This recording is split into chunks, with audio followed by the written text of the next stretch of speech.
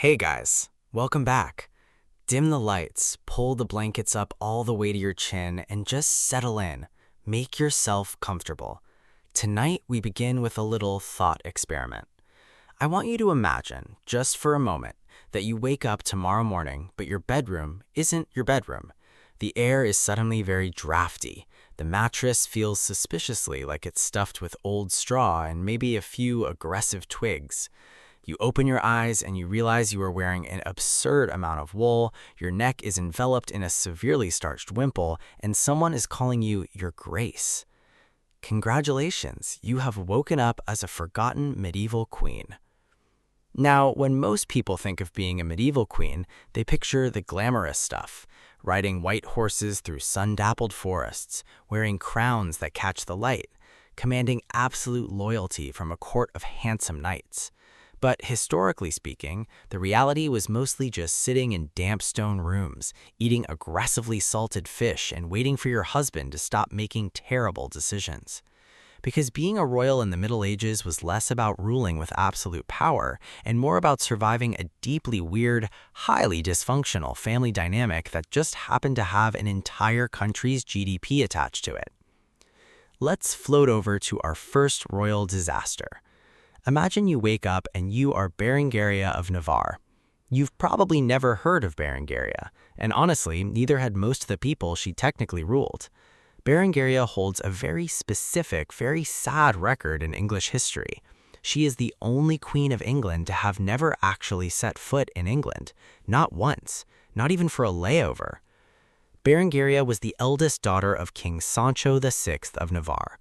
He was called Sancho the Wise, mostly because he realized early on that marrying his daughters off to powerful neighbors was a lot cheaper than building a functioning military. Navarre was a small kingdom, tucked away in the Pyrenees. It was quiet, it was mountainous, and Berengaria was reportedly very sensible, very calm, and entirely unprepared for the absolute circus she was about to marry into. Her intended husband was Richard I of England. You might know him as Richard the Lionheart. He's generally remembered as this towering, heroic crusader king, a legend of chivalry. But as a husband, Richard was essentially an absent house cat who occasionally showed up to knock a glass off the table before disappearing for another 3 years. Richard didn't actually pick Berengaria. His mother did, Eleanor of Aquitaine, who is a terrifyingly competent woman in her 70s at this point. Decided her son needed a respectable, low-maintenance wife who wouldn't interfere with her own political influence. Eleanor literally crossed the Pyrenees, knocked on Sancho's door, and essentially said, "I will take that one, wrap her up." So Berengaria packs her bags, she leaves her quiet mountain home, she travels across Europe with her imposing new mother-in-law, entirely under the impression that she is going to meet her dashing fiancé, get married, and maybe, I don't know, see the country she is about to be the queen of. But Richard is not in England. Of course he isn't. Richard despised England. He spent maybe 6 months of his entire 10-year reign there. He complained it was too cold, too rainy, and he famously said he would have sold London if he could find a buyer.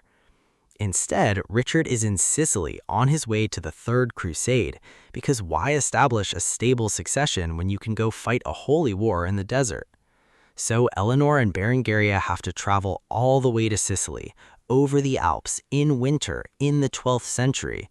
You can only imagine the sheer mind-numbing boredom of this journey, weeks of riding in a wooden litter, listening to Eleanor critique everyone's posture. When they finally reach Sicily, Richard is there, but he's a little distracted. He's currently fighting with the local ruler, and he tells his mother and his brand new fiancé, "Actually, it's not really a good time for a wedding. I have a war to get to." So he puts Berengaria on a ship. Not with him, of course. He puts her on a separate ship with his sister, Joan. Joan was the widowed queen of Sicily, and she was just as tired of Richard's nonsense as everyone else. The two women are sent ahead across the Mediterranean. Naturally, a storm hits because nothing in medieval history happens without a little unnecessary meteorological drama. Richard's fleet makes it safely to their destination. Berengaria's ship is blown wildly off course and ends up marooned off the coast of Cyprus. The ruler of Cyprus, a man named Isaac Kaminos, sees the ship, realizes it's full of royal women, and decides to hold them hostage, as one does.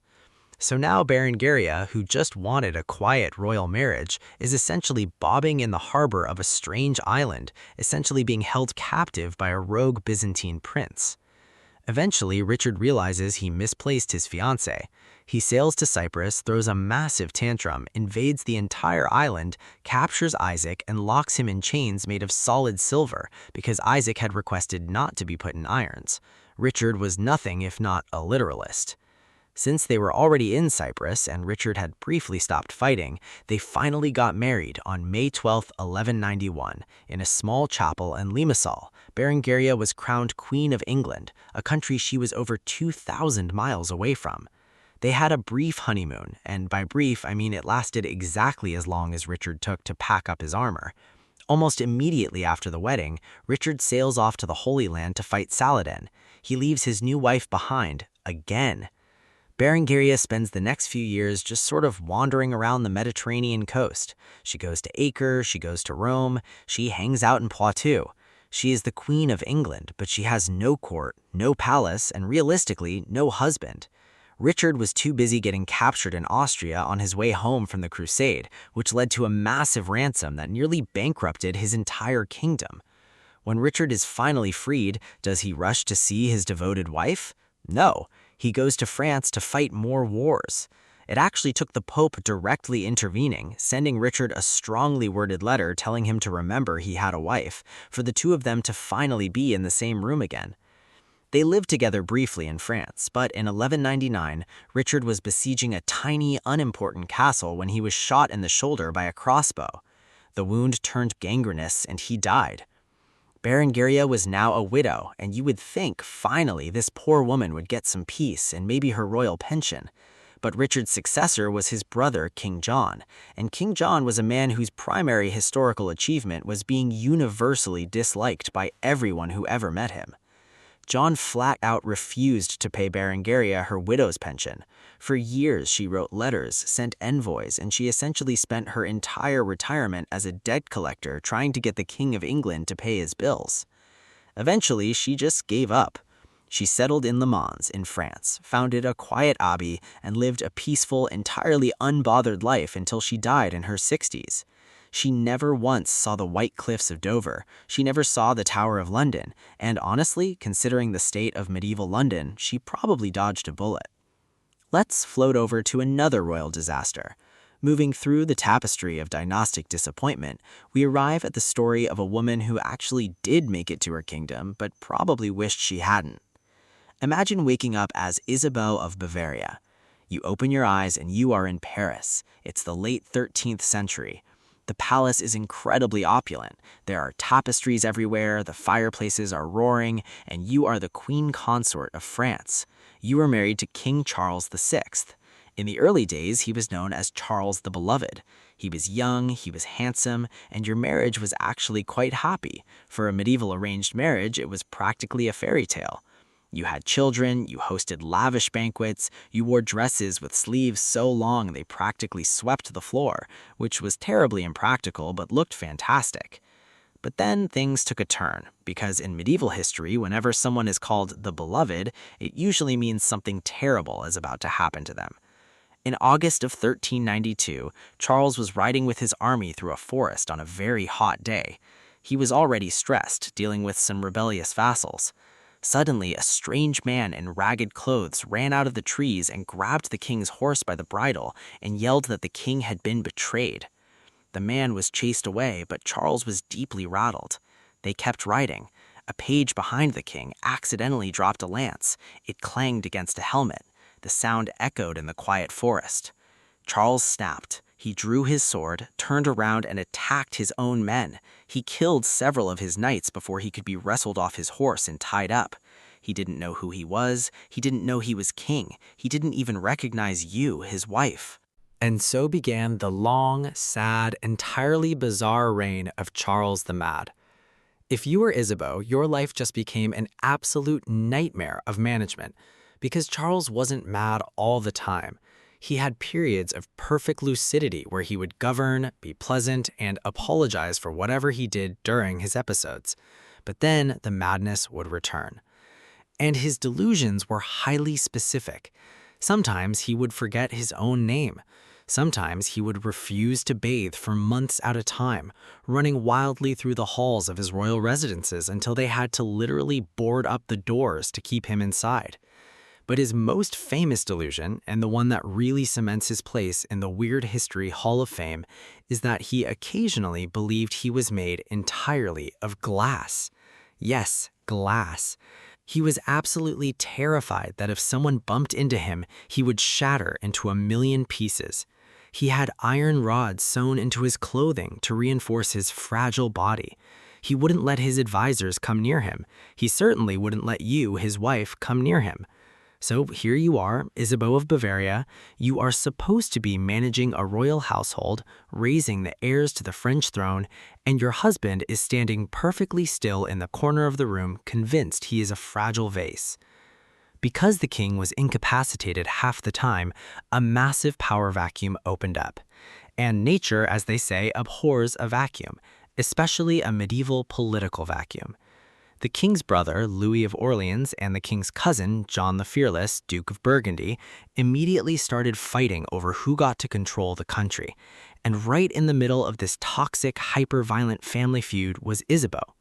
She was appointed as the primary mediator, which is sort of like being asked to mediate a dispute between two starving wolves by holding a piece of raw steak. Isabeau tried to keep the peace, she really did.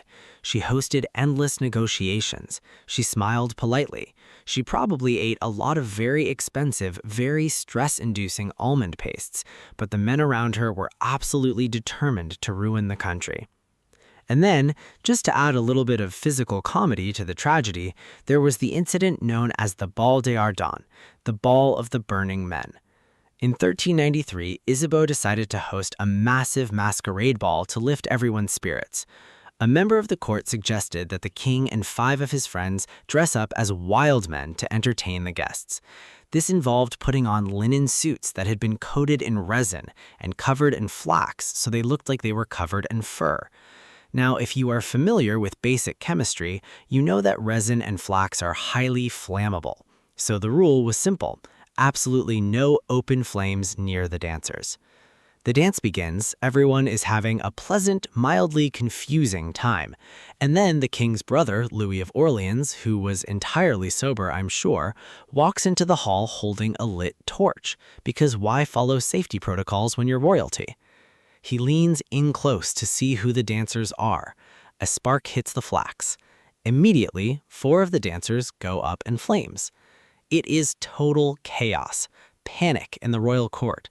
The king, thankfully, was standing slightly apart from the others, talking to his teenage aunt, the Duchess of Berry. She realized what was happening, grabbed the king and threw her heavy velvet skirts over him to smother any sparks and hide him from the fire. Charles survived unharmed, but 4 of his friends died, and the entire kingdom saw it as a terrible omen. Because of course they did. If your king's friends spontaneously combust at a party, it's generally bad for public morale. After this, Isabeau just kind of emotionally clocked out, and who could blame her? Her husband didn't know who she was half the time, her brother-in-law was setting people on fire, and the civil war in France was tearing her court apart. She retreated to her own palaces. She collected art. She surrounded herself with little dogs and pet birds. She essentially went into quiet quitting medieval style. But history is written by the victors, and the victors of the surrounding civil wars absolutely hated Isabeau. They blamed her for everything. They spread rumors that she was having affairs. They claimed she was greedy.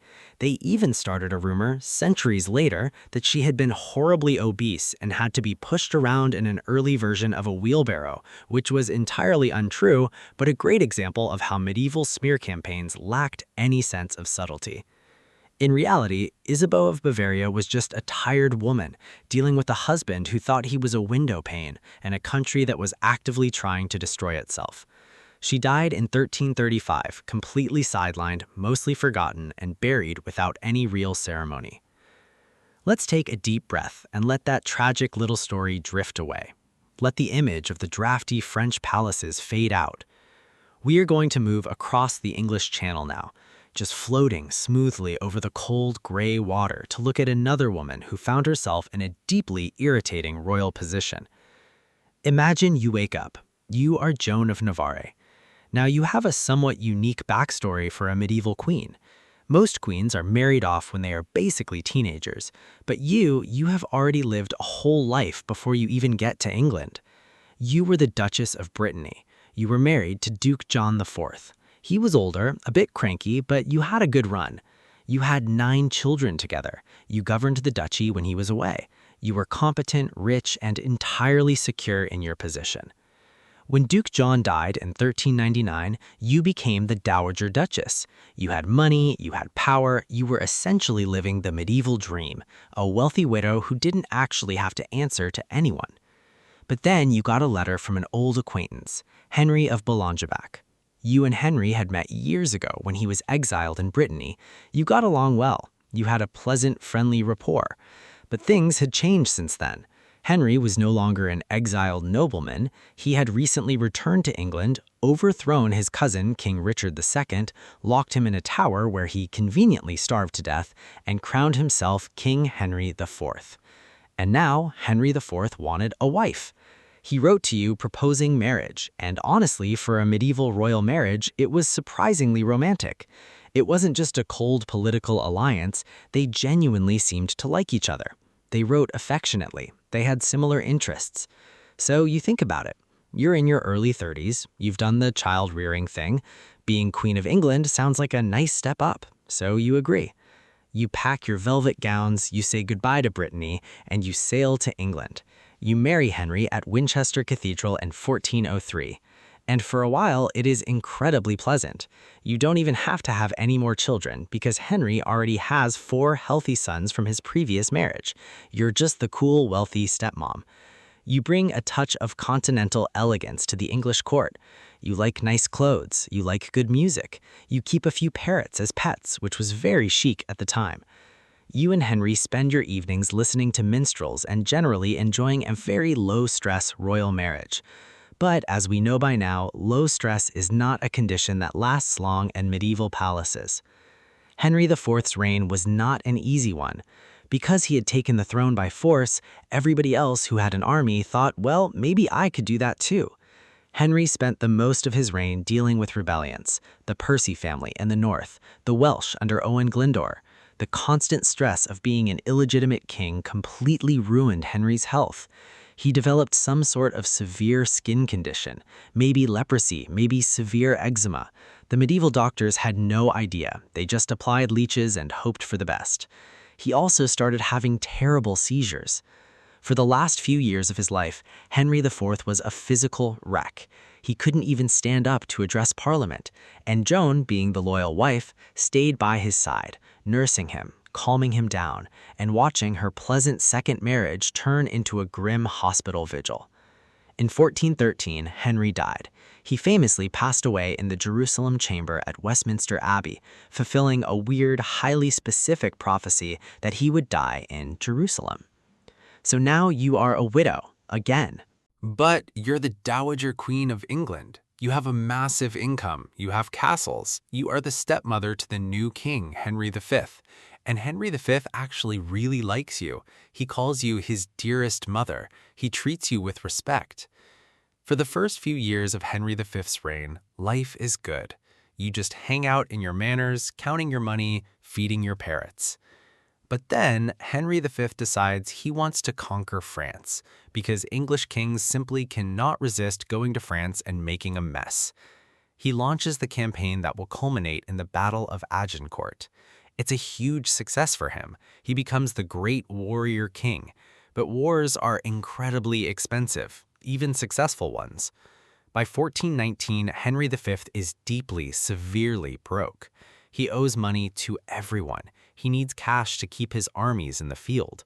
And he looks around and he notices that his beloved stepmother, Joan of Navarre, is sitting on one of the largest private fortunes in England. She gets 10,000 marks a year from her royal dower. That is an absurd amount of money. Now, Henry can't just walk up and take it. That would be illegal. It would look tyrannical. He needs a legal excuse to seize her assets. And in the Middle Ages, if you wanted to get rid of a wealthy, powerful woman and take all her stuff, there was really only one accusation you needed to make: witchcraft. Yes, the hero of Agincourt, the great King Henry V, decided to accuse his own stepmother of being a witch purely so he could steal her purse, because chivalry is, and always has been, entirely selective. In late 1419, a friar named Randolph, who was Joan's personal confessor, suddenly came forward with a shocking confession. He claimed that Joan had conspired with him to use sorcery and necromancy to try and kill the king. How were they doing this? Apparently by using dark magic to make the king fall ill from across the English Channel. It was utterly absurd. Joan had zero motive to kill Henry. She liked him, and more importantly, her entire lavish lifestyle depended on her status as his honored stepmother. If she killed him, the entire country would descend into civil war, which is terrible for property values. But logic has never stood in the way of a royal cash grab. Joan was completely blindsided. She was sitting in her manor, minding her own business, probably ordering some new tapestries, when royal officials knocked on the door, arrested her, and informed her that she was now an accused necromancer.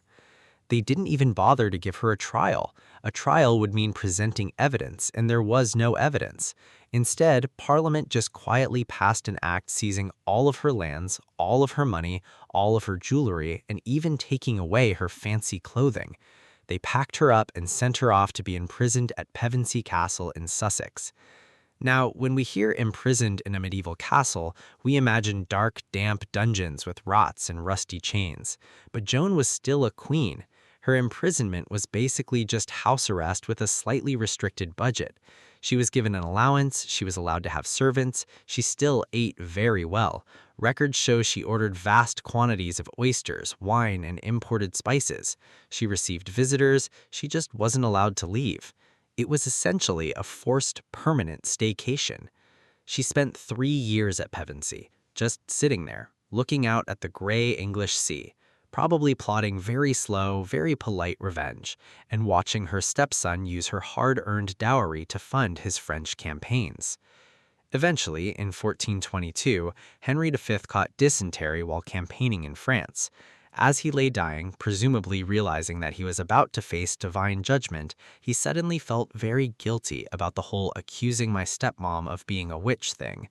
He dictated a letter from his deathbed, ordering that Joan be completely exonerated, freed immediately, and that all her lands and money be returned to her. He basically wrote, "My bad, please give my mother back her castles." So Joan was released. She walked out of Pevensey, collected her vast fortune, and went right back to living her quiet, wealthy life. She outlived Henry V by 15 years. She watched his infant son inherit a chaotic kingdom. She watched the English slowly lose everything they had gained in France. And through it all, Joan just stayed in her manners, safe, rich, unbothered. She died quietly in her bed at the age of 69, entirely vindicated, having actually successfully outlasted her stepson, who tried to cancel her for witchcraft. She is buried next to her second husband, Henry IV, in Canterbury Cathedral. An effigy of her rests on the tomb, looking incredibly calm, slightly smug, and completely done with English politics. Just let that image settle in your mind. The cold stone tombs, the dust motes floating in the cathedral light, the endless grinding wheel of dynastic ambition that these women just happened to be caught underneath. It's exhausting just thinking about it. Imagine having to manage a wardrobe of heavy velvets, navigate court factions, dodge witchcraft accusations, and deal with husbands who might spontaneously believe they are made of glass, or who might forget you exist on a sunny island in the Mediterranean. It makes the problems of the modern world seem wonderfully, refreshingly simple. You don't have to secure a border by the Duke of Burgundy. You don't have to marry a cousin to consolidate your grain supply. You just get to lie there, close your eyes, and let the centuries drift by. So just keep resting. Let the quiet darkness of the room replace the drafty stone halls. Whenever you are ready, I'll be here with more stories of royal misery. But for now, just drift. Are you still awake? That's okay. Just keep your eyes closed. Sink a little deeper into the mattress. Let the heavy velvet curtains of history close around you, blocking out the noise of the modern world. we are going to step right back into the drafty, poorly lit corridors of the medieval royal courts. Let's float over to another forgotten woman. Let the English Channel fade away and imagine you are waking up on a ship in the North Sea. The year is 1193. The water is gray, the sky is gray, and you are Ingeborg of Denmark. You are 18 years old. You are the daughter of the King of Denmark, and you have just secured what is, on paper, the absolute best marriage in Europe. You are sailing south to marry King Philip II of France, who history will eventually call Philip Augustus.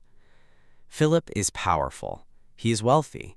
He has spent the last few decades consolidating French territory, outsmarting his rivals, and generally being a highly effective, incredibly ruthless monarch. He's a widower, and he needs a new wife to give him more heirs and, more importantly, to give him a political alliance with Denmark so he can annoy the English. You, Ingeborg, have never met Philip. You don't speak a word of French.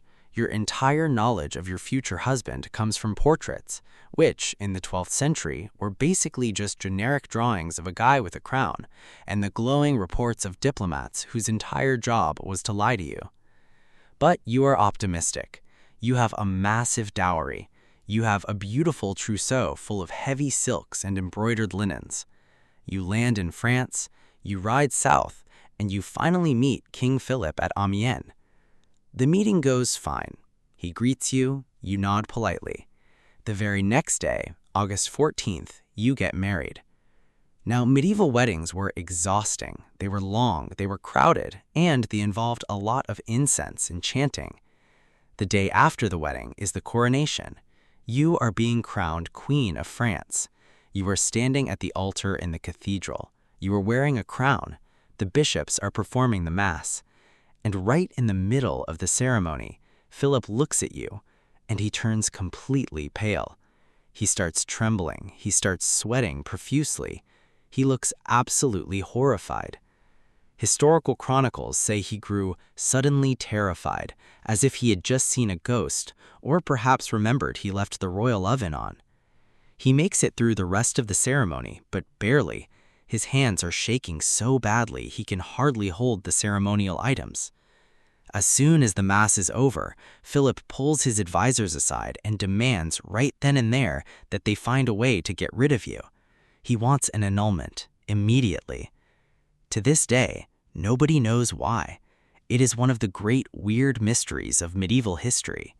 Did Ingeborg have terrible breath?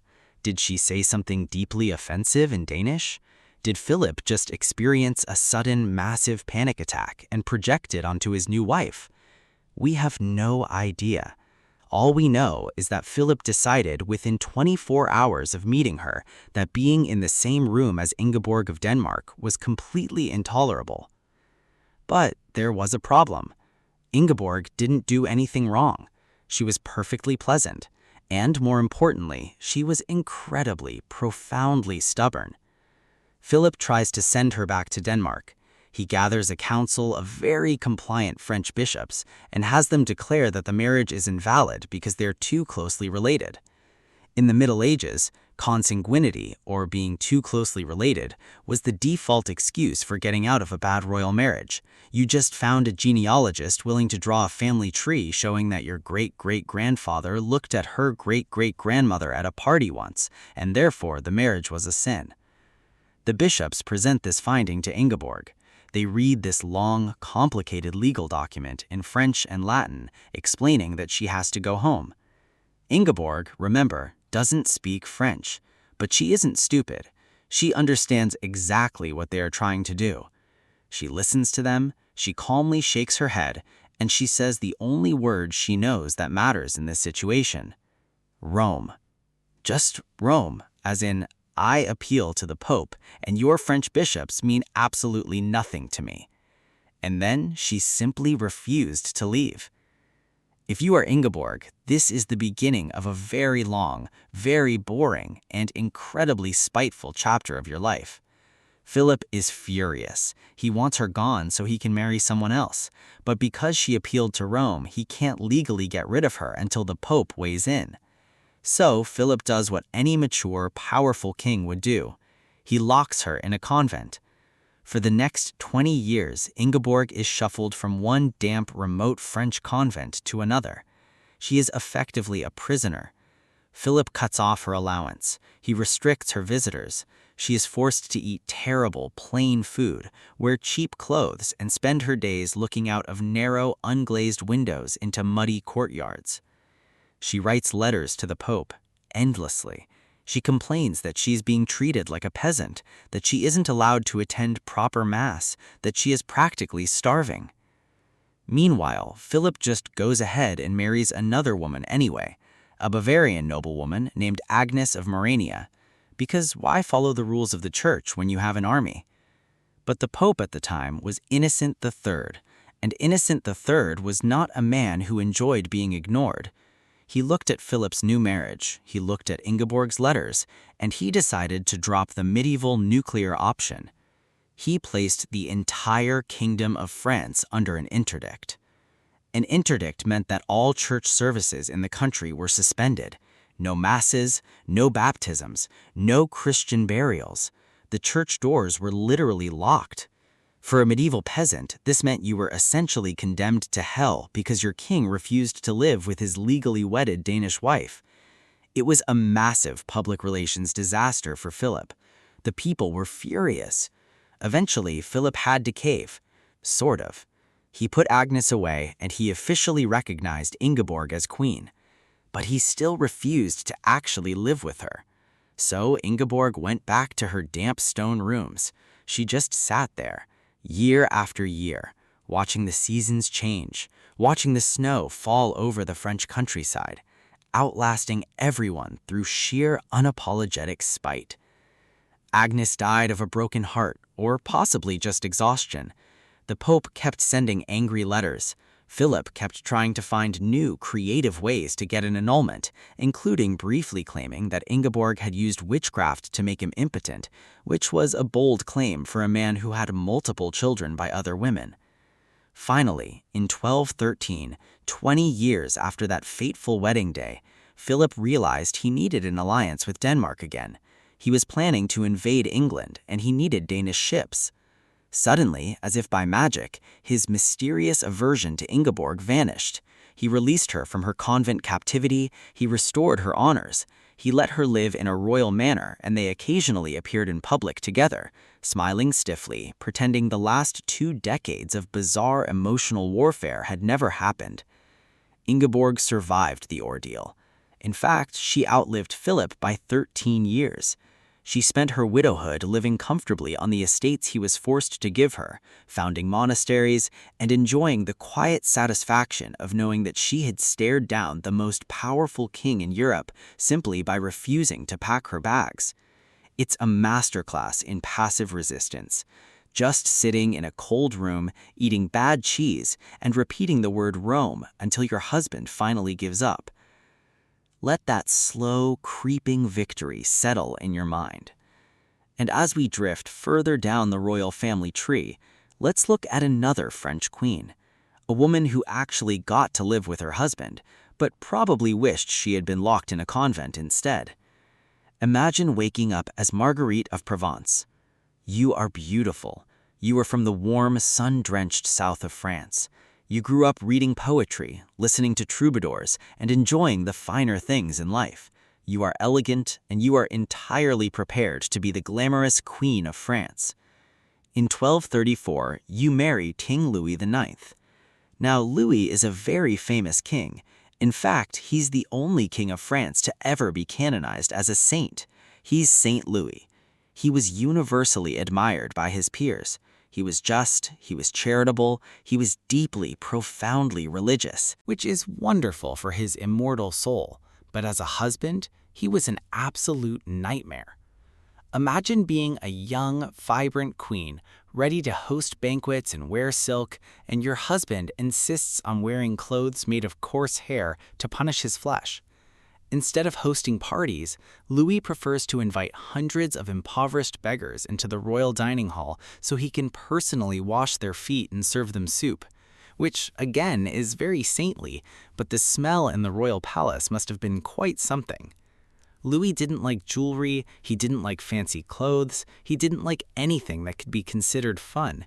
He was the human equivalent of a wet woolen blanket. But Louis wasn't even your biggest problem.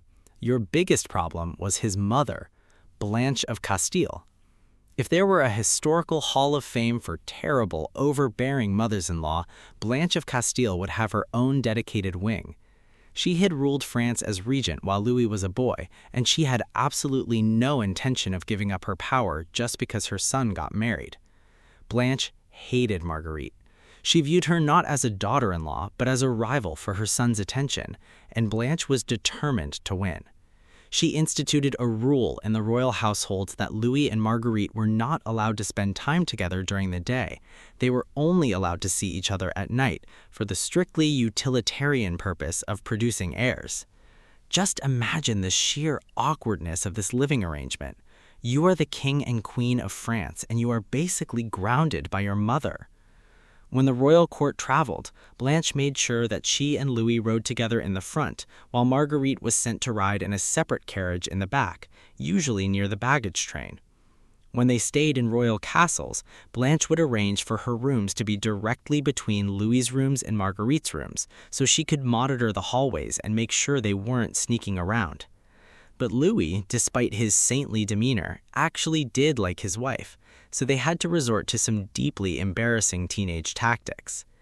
In the Palace of Pontoise, Louis and Marguerite's rooms were connected by a hidden, winding spiral staircase. Because Blanche's spies were everywhere, the king and queen couldn't just walk up and down the stairs. They had to organize a warning system. They instructed their servants to stand watch at the top and bottom of the stairs. If Blanche was seen approaching down the hallway, the servants were ordered to beat the royal hunting dogs to make them bark. So you are the Queen of France. You are sneaking onto a cold, drafty staircase to have a 10-minute conversation with your own husband, and your only security system is a pack of yelping hounds.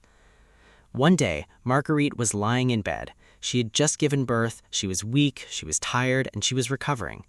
Louis snuck into her room to sit with her. Suddenly, the door flies open, and it's Blanche.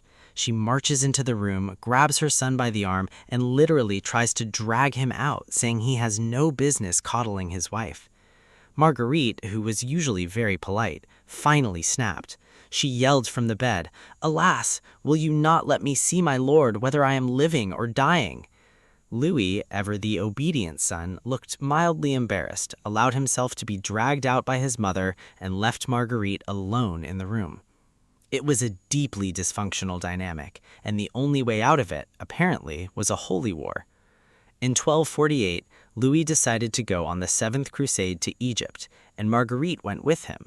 She probably figured that facing a massive hostile army in the desert was slightly more relaxing than spending another afternoon with her mother-in-law. The crusade, naturally, was a complete disaster. They arrived in Egypt, they captured the coastal city of Damietta. Louis then marched his army inland towards Cairo, leaving Marguerite behind in Damietta. She was heavily pregnant at the time. Louis's army got bogged down in the mud, outmaneuvered, and completely destroyed at the Battle of Al-Mansura.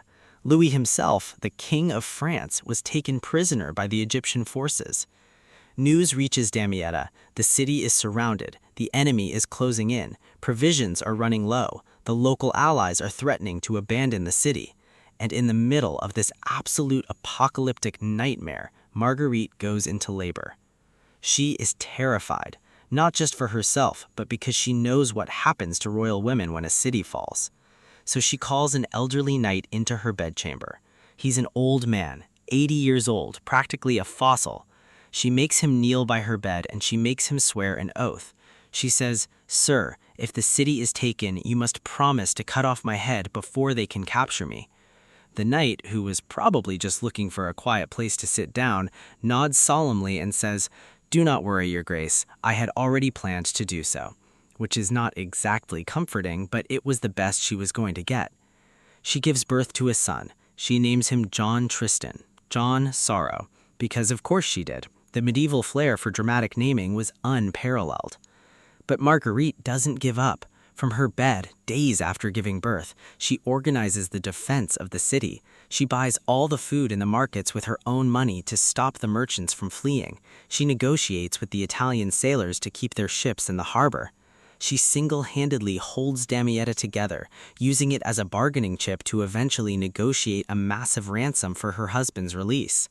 She saves the king, she saves the army, she pays the ransom, and they sail away to the Holy Land. You would think after saving his life and his kingdom, Louis would finally show Marguerite some deep romantic appreciation. But Louis was Louis. He was more concerned about the fact that his crusade had failed than the fact that his wife was a logistical genius. On the ship ride home to France, a terrible storm hit. The ship was tossing, the waves were crashing over the deck. Marguerite was terrified they were going to drown. She goes to Louis seeking comfort, and Louis, calmly sitting in his cabin, tells her to just pray to the saints and stop bothering him while he's reading his religious texts. When they finally return to France, Blanche of Castile has conveniently died. The mother-in-law is gone. You would think, finally, this is Marguerite's time to shine. She is the uncontested queen. But Louis just doubles down on the piety. He starts wearing even rougher hair shirts. He stops wearing colors entirely. He spends all his time with monks. Marguerite wanted a court. Louis turns the palace into a monastery. Eventually, Louis went on another crusade, the Eighth Crusade. Marguerite refused to go. She had learned her lesson about Egyptian vacations. Louis died of dysentery in Tunis, surrounded by his knights, entirely convinced he was going straight to heaven. Marguerite spent the rest of her long widowhood living in comfortable convents, occasionally suing her brother-in-law over property disputes, and generally just enjoying the fact that nobody was beating a dog to warn her about her mother-in-law anymore. Just take a deep breath in and let it out. Feel the exhaustion of having to run a besieged city from your maternity bed. Feel the sheer relief of finally just being left alone in a quiet room with a nice tapestry and no immediate threat of a hair shirt. Let's gently pivot. Let's move away from the overly pious and look at the overly dramatic. Let's float north, back over the gray waters to the damp, rain-soaked island of Britain. Imagine waking up as Isabella of Angoulême. If Marguerite of Provence was a story of long-suffering competence, Isabella of Angoulême is a story of chaos, vanity, and incredibly poor decision-making. You are 12 years old. You are the sole heiress to the extremely wealthy county of Angoulême in France. Because you are rich and because you are reportedly very beautiful, often called the Helen of the modern ages. Helen of the Middle Ages. Your parents have arranged for you to marry a local nobleman named Hugh IX of Lucienne. It's a good match. Hugh is much older than you, but he's wealthy, he's powerful, and it makes political sense. The paperwork is signed, the engagement is official. But then, King John of England comes to town. Now, King John is widely considered to be one of the worst kings in English history. He is paranoid, he is greedy, he has a terrible temper, he is completely untrustworthy, but he is the king. And he is currently looking for a new wife because he just had his first marriage annulled on the classic lazy grounds of consanguinity. John sees you. He sees your lands. He decides he wants you. So, in the year 1000, John simply kidnaps you. Well, kidnaps is a strong word. He basically just shows up, dazzles your parents with the prospect of your daughter becoming the Queen of England, and spirits you away to be married. Hugh of Lucienne, your jilted fiancé, is furious. You don't just steal a French nobleman's wealthy bride and expect him to send a congratulatory cheese basket. Hugh appeals to the King of France, Philip Augustus, yes, the same Philip who spent 20 years ignoring his Danish wife. Philip uses this as the perfect legal excuse to strip King John of his continental lands. This single impulsive marriage to Isabella sparks a massive war that eventually leads to King John losing the entire Duchy of Normandy. He literally loses half his empire because he couldn't keep his hands off someone else's fiancé. So, you are now the Queen of England. You are a teenager married to a man in his 30s who is currently losing a massive war that he started over you. And what do you and John do about this crumbling empire? You sleep in. Literally. The historical chronicles of the time complained bitterly that King John and Queen Isabella were so infatuated with each other, so completely obsessed with their own little dramatic world, that they would stay in bed until noon. The barons would be waiting in the great hall, the royal officials would have stacks of parchment that needed signing, messengers would be arriving with frantic news that the French were burning another castle in Normandy, and John and Isabella would just be lounging in their heavy velvet bed curtains, completely ignoring the collapse of their kingdom. It was a famously toxic relationship. They were both intensely jealous. They were both prone to massive screaming arguments. John was chronically unfaithful, and he had a terrifying habit of suspecting anyone he suspected of sleeping with his wife. There is a famously dark rumor, though perhaps exaggerated by his many enemies, that John suspected Isabella of having an affair with a certain knight. Instead of just divorcing her, John allegedly had the knight assassinated and then had the man's corpse hung over Isabella's bed, just swinging there as a grim, silent warning. Whether that specific story is true or not, it perfectly captures the vibe of their marriage. It was tense. It was paranoid. It was like living in a medieval true crime documentary. John was universally hated by his barons. He taxed them into poverty. He took their sons as hostages.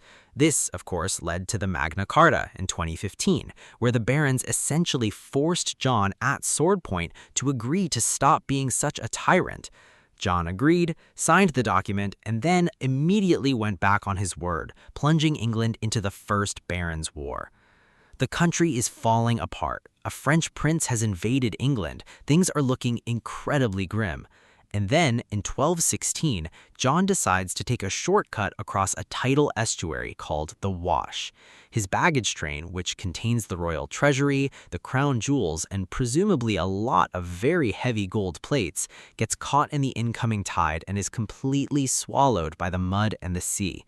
Shortly after losing all his money, John eats an incredibly large, ill-advised meal of fresh peaches and cider. He contracts severe dysentery and he dies, leaving you, Isabella, as a 30-year-old widow with a 9-year-old son, the new King Henry III, and a country that is currently on fire. Now, most dowager queens in this situation would stay in England. They would act as regent for their young son. They would try to rebuild the kingdom and secure their position. But Isabella was tired of England. She found the weather depressing, the castles drafty, and the English barons entirely too judgmental. So she does something completely unexpected. She packs up whatever wealth she has left, abandons her children in England, and sails right back to France. She returns to her hometown of Angoulême. She's a wealthy, beautiful, independent widow. And who is waiting there? The family of Hugh of Lusignan, the man she was originally supposed to marry before King John kidnapped her. Hugh IX, her original fiancé, is dead by this point, but Hugh X is now the Count of La Marche. And by absolute sheer coincidence, Hugh X is currently engaged to marry Isabella's own daughter, Joan, a daughter she had with King John. So your daughter is engaged to the son of the man you were supposed to marry 20 years ago. The medieval aristocratic dating pool was essentially just a very small, highly exclusive puddle. Isabella looks at Hugh X. He is young, he is handsome, he is wealthy. She looks at her daughter, and Isabella decides, you know what, I think I'll take him instead. She intercepts her own daughter's fiancé and marries him herself in 1220, without asking the King of France, without asking the English council. She just marries the guy. Her daughter, Joan, who is only 10 years old, is entirely confused and is eventually shipped off to marry the King of Scotland instead. So now, Isabella is married to Hugh X, and for a little while, she is happy. She has more children, she rules her local lands, but there's a catch. Isabella used to be the Queen of England. She used to be crowned, anointed, and treated as royalty. Now she is just a countess, and her ego simply cannot handle the demotion. Whenever she goes to the French royal court, she expects to be treated like a queen. But the current queen of France, Blanche of Castile, yes, the exact same terrible mother-in-law we just talked about, absolutely despises Isabella. Blanche makes a point of treating her like a minor noblewoman. She refuses to give her a chair with arms. She makes her stand during receptions. She essentially uses every petty high school level social slight available in the 13th century to remind Isabella that she is no longer important. Isabella is furious. She stews in her anger. She throws absolute tantrums in her castles. She demands that her husband, Hugh, rebel against the King of France. She says, "How can you stand to see your wife humiliated? You must fight."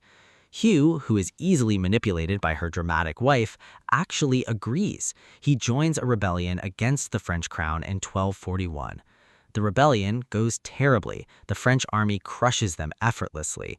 Hugh is forced to publicly submit to the French king, begging for mercy on his knees while Isabella watches in total humiliation.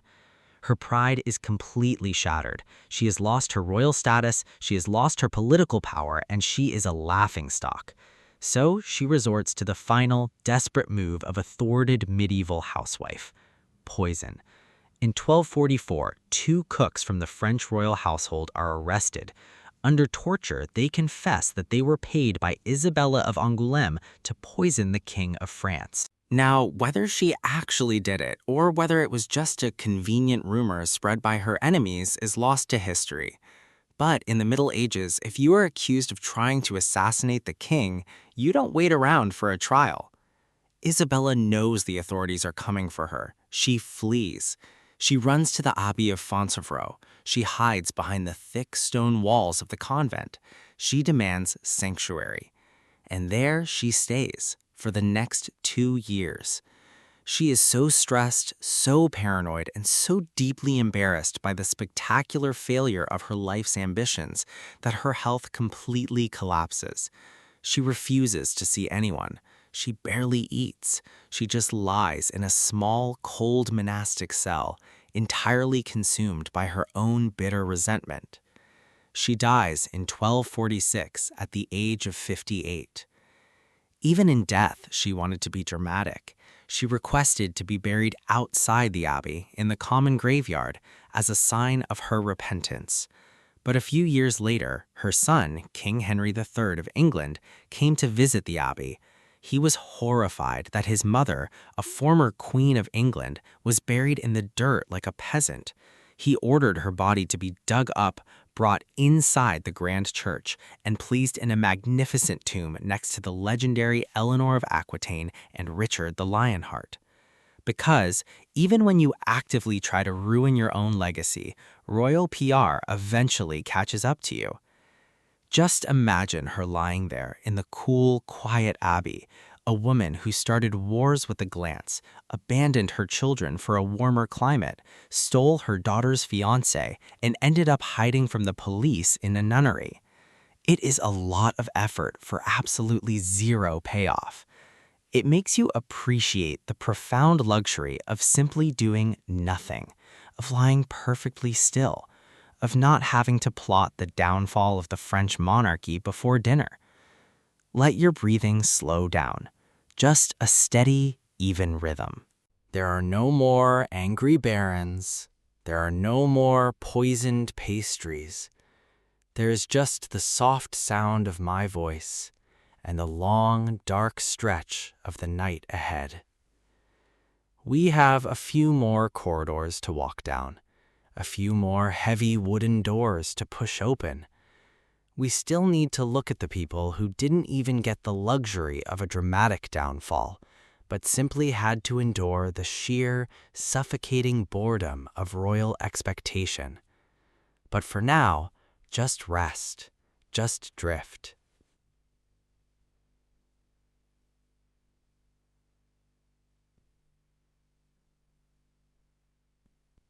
Are you still with me?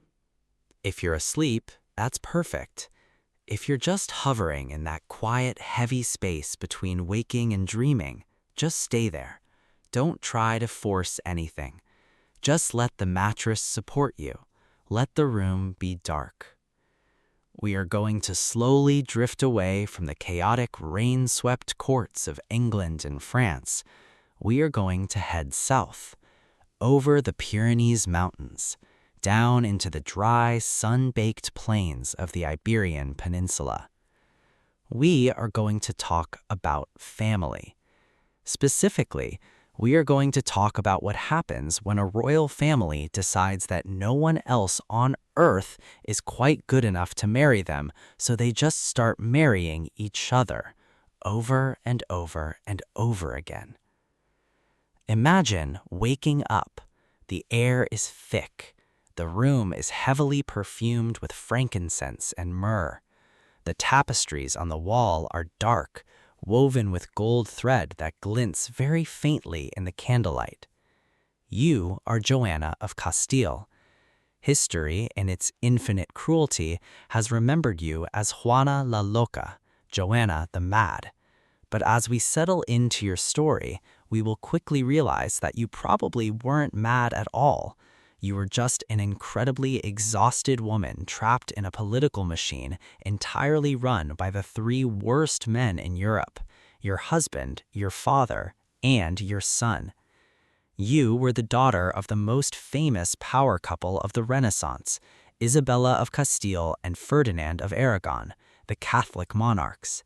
They were strict, they were intensely religious, they expected perfection. You were smart. You spoke multiple languages. You played the clavichord beautifully. And like all royal daughters, you were a chess piece. In 1496, your parents pack you onto a fleet of ships and send you to Flanders to marry Philip the Fair, or Philip the Handsome, depending on the translation. Now, when you are an isolated, strictly raised Spanish princess and you are told you are marrying someone officially designated as the Handsome, you probably build up some expectations. You arrive in Flanders. It is freezing cold. The sea was rough. Several of your ships sank on the way over, and half of your bridal trousseau is currently resting at the bottom of the English Channel. You are shivering, you are homesick, and you wait for your new fiancé to arrive. Philip finally shows up, and to his credit, he was actually quite good-looking by medieval standards. He had blonde hair, he was athletic, and he had a sort of arrogant, effortless charm. When you meet, the physical attraction is instant. It is intense. It is, frankly, entirely inappropriate for a heavily supervised royal court. According to the chronicles, Philip and Joanna took one look at each other, completely bypassed the formal introductions, demanded a priest marry them right then and there in a local house, and immediately consummated the marriage. For a brief, fleeting moment, it looks like a rare royal success story. You are young, you are in love, and you are the Duchess of Burgundy. But there is a fatal flaw in the plan. You are intensely, exclusively devoted to Philip, and Philip is devoted to absolutely anyone who walks past him in a nice dress. Philip the Handsome was a serial, unapologetic philanderer. He didn't even try to hide it. He would flaunt his mistresses in front of you. He would give you your clothes. He would give them your jewelry. And Joanna, who had been raised to demand respect, did not take this quietly. She screamed, she yelled, she threw things. She once allegedly found one of Philip's mistresses and hacked the woman's hair off with a pair of shears. Now, in a modern setting, we would call this a toxic relationship and recommend couples counseling. But in the 16th century Flemish court, the nobles looked at a woman reacting with justifiable anger to her husband's blatant infidelity, and they whispered the one word that could ruin her: madness. Philip loved this narrative. It was very convenient for him. If his wife was crazy, he didn't have to listen to her. He started locking her in her rooms to calm her down. He fired her Spanish servants. He intercepted her mail. And then a profound series of tragedies occurred back in Spain. Joanna's older brother died. Then her older sister died. Then her sister's infant son died. In the span of a few years, Joanna went from being the unimportant third child to the sole heir to the massive, immensely wealthy kingdom of Castile. Suddenly, Joanna isn't just an annoying, jealous wife. She is the future queen of Spain. When Joanna's mother, Queen Isabella, finally dies in 2004, Joanna becomes queen. But the men in her life immediately look at her and think, well, we can't let a woman run a country, especially an emotional one. Her husband, Philip, wants the crown for himself. He claims Joanna is too mentally unstable to rule, and he should be king. Her father, Ferdinand, also wants the crown. He claims Joanna is too mentally unstable to rule, and he should remain regent.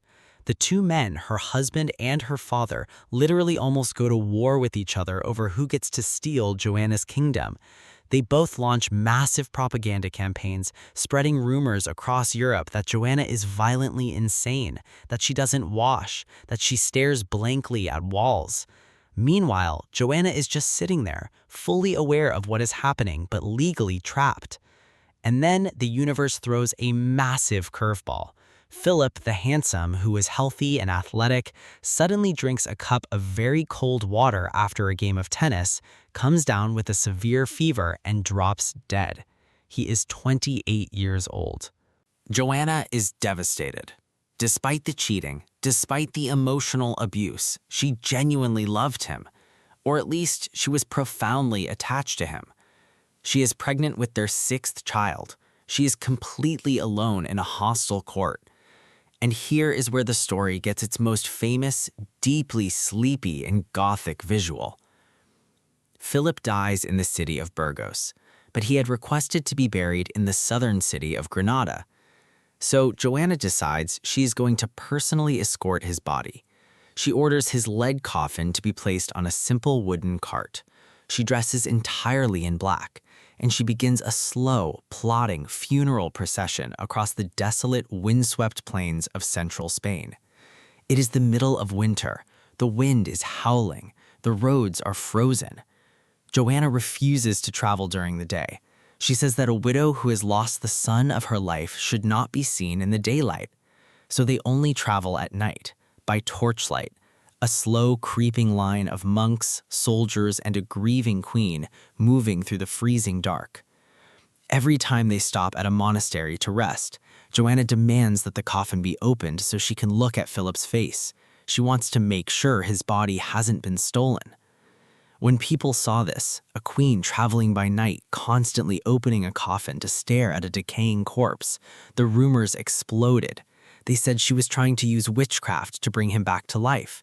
They said she was sleeping next to the body. They said she was completely, irredeemably mad. Was she?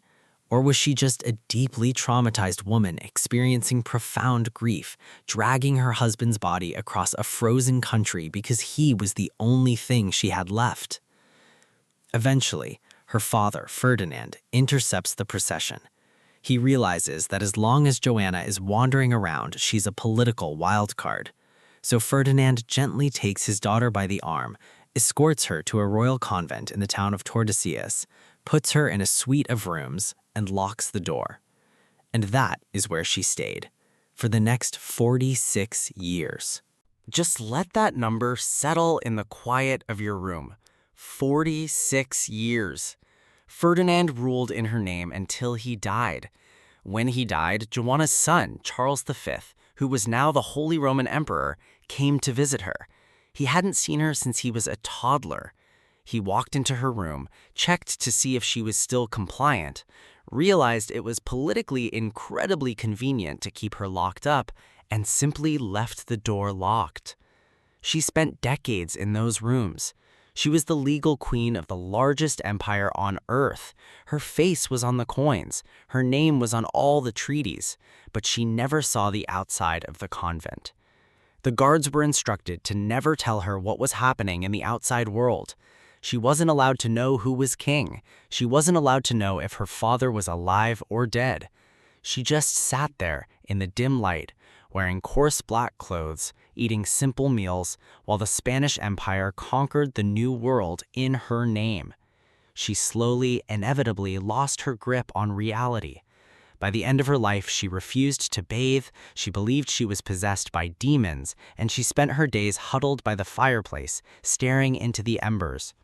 She died in 1555 at the age of 75, a forgotten ghost haunting the edge of her own massive empire.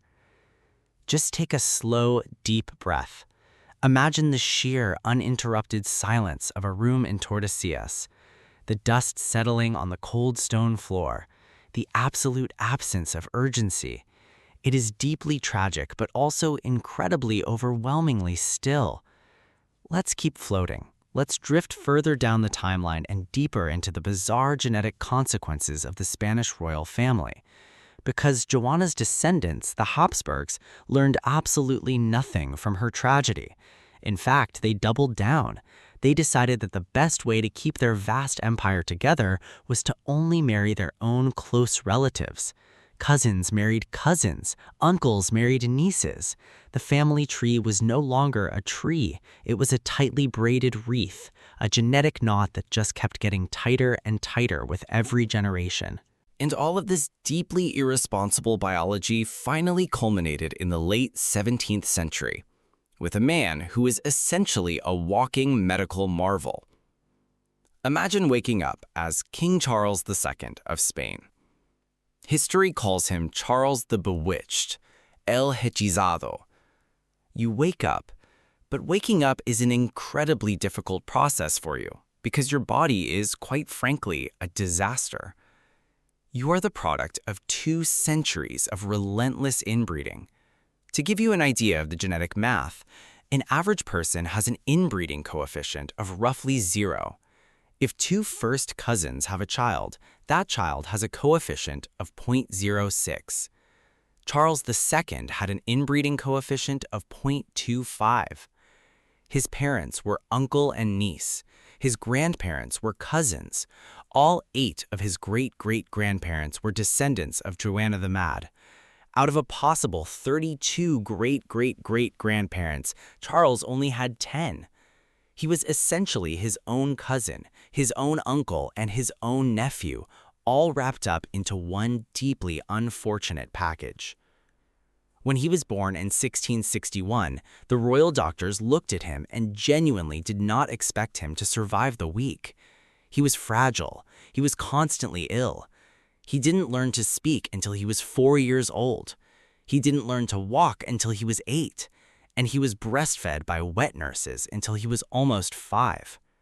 But his most prominent feature, the absolute hallmark of his family's disastrous marriage policy, was the Habsburg jaw. Many of his ancestors had it, a slightly protruding lower jaw. But Charles didn't just have a protruding jaw. He had a lower jaw so massive and so far forward that his upper and lower teeth couldn't touch. This meant that the king of the Spanish Empire, the ruler of half the known world, was completely incapable of chewing his own food. Everything he ate had to be mashed, boiled, or pureed into a soft paste.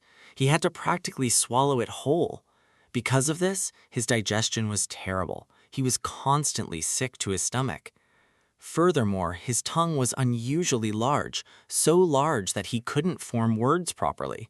When he spoke, it was just a thick, wet mumble that even his own courtiers struggled to understand. But Charles wasn't just a medical tragedy. He was the king, and the survival of the entire Habsburg dynasty rested entirely on his sloping, fragile shoulders. The Spanish court was in a state of permanent, low-level panic. They dressed him in heavy velvet to keep him warm, which only made him sweat and develop rashes. They surrounded him with relics and saints' bones. They bled him constantly with leeches because 17th century medicine was basically just aggressive bodily fluid management. And through it all, Charles was actually a very sweet, very gentle man. He didn't have the cruel temper of his ancestors. He didn't start massive wars. He mostly just liked to play games. His favorite pastime was playing a sort of medieval version of bowling in the long galleries of the royal palace. He would spend hours rolling wooden balls down the polished floors, giggling quietly to himself, surrounded by his favorite courtiers, who were mostly court dwarfs because Charles felt comfortable around people who were also considered outsiders. But the pressure was always there, the pressure to produce an heir. They married him off to a beautiful French princess, Marie-Louise of Orleans. She was horrified when she first saw him, but over time she actually grew quite fond of him. He was desperate for her affection. He would follow her around the palace like a lost puppy.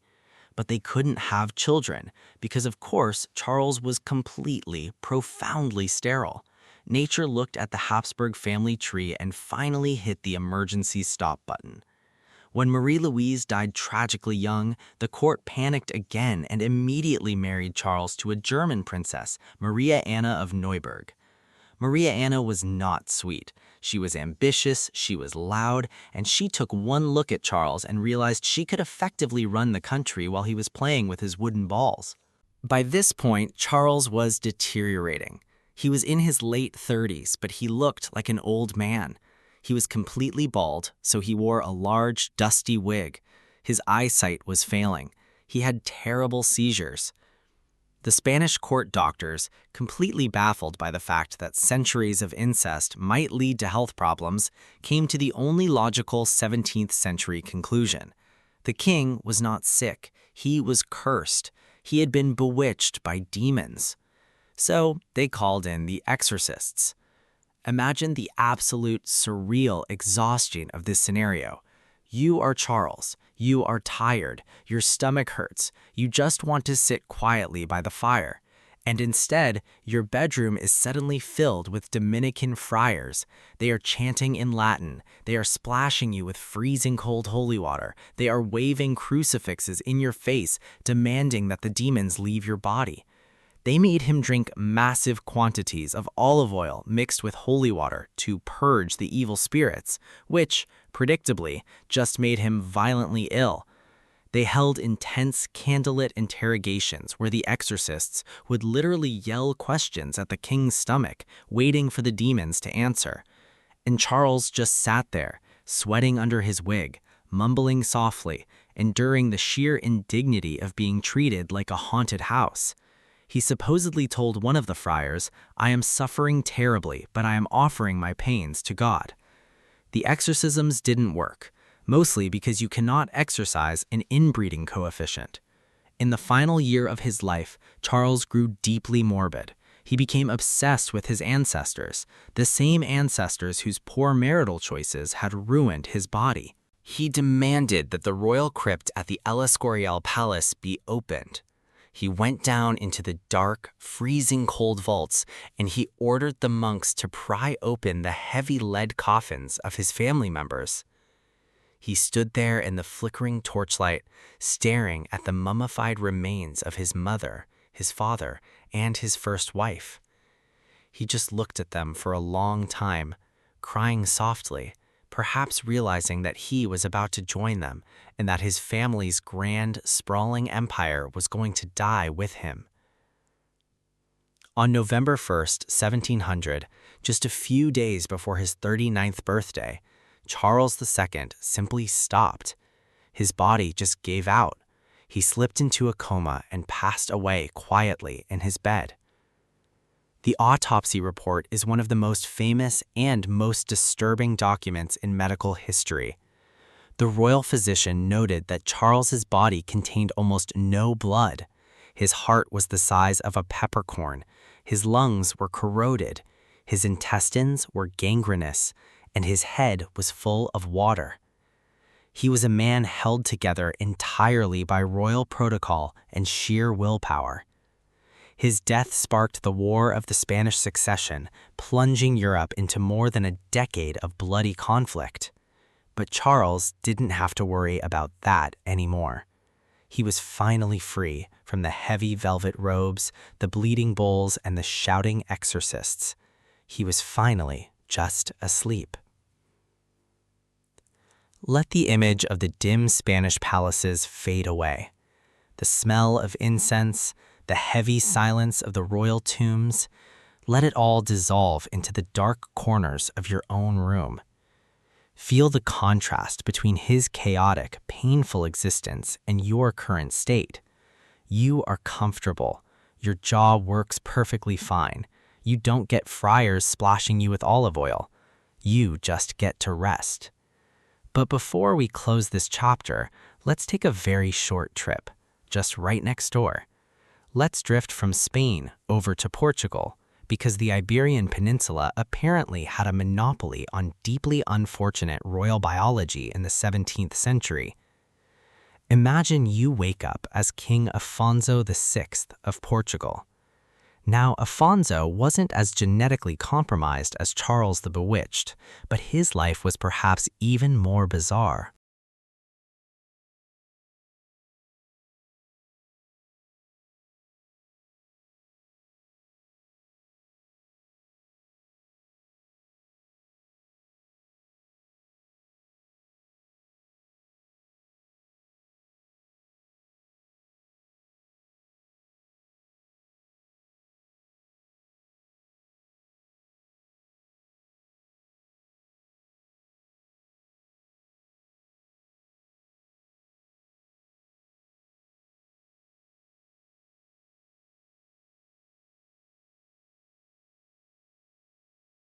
When Afonso was 3 years old, he contracted a severe fever.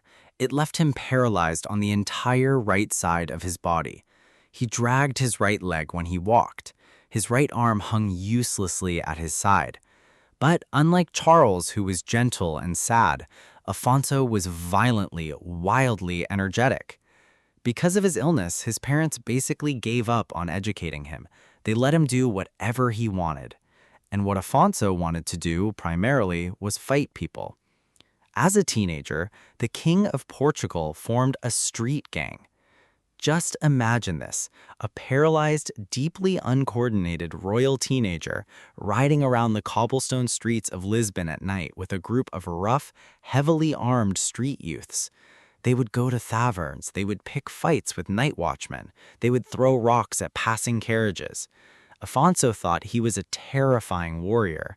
In reality, he was a massive liability.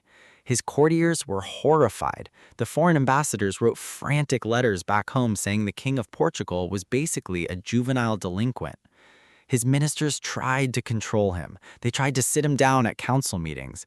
But Afonso would just get bored, pull out a knife, and start carving his name into the heavy oak tables. If the meeting went on too long, he would literally challenge his senior ministers to fistfights. Clearly, something had to be done. And in the royal world, the solution to every behavioral problem is marriage. They arranged for Afonso to marry a sophisticated, highly educated French princess named Maria Francisca of Savoy. Maria Francisca arrives in Lisbon. She expects a cultured court. She expects a king who speaks French and appreciates poetry. Instead, she gets Afonso, who greets her by limping aggressively into the room surrounded by his street friends and probably offering her a half-eaten chicken leg. Maria Francisca is appalled. She is a woman of immense ambition and very little patience. She takes one look at her new husband and decides, absolutely not. But she doesn't just pack up and leave. She is much smarter than that. She looks around the Portuguese court and her eyes land on Afonso's younger brother, Pedro. Pedro is everything Afonso is not. He is handsome. He's completely physically able. He's charming. He's politically astute. Maria Francisca and Pedro form an immediate, highly convenient alliance. And by alliance, I mean they fall completely in love and decide to steal the country. The plan they execute is breathtakingly simple and deeply embarrassing for Afonso. In 1667, Pedro slowly starts replacing all of Afonso's street friends with his own loyal guards. He isolates the king.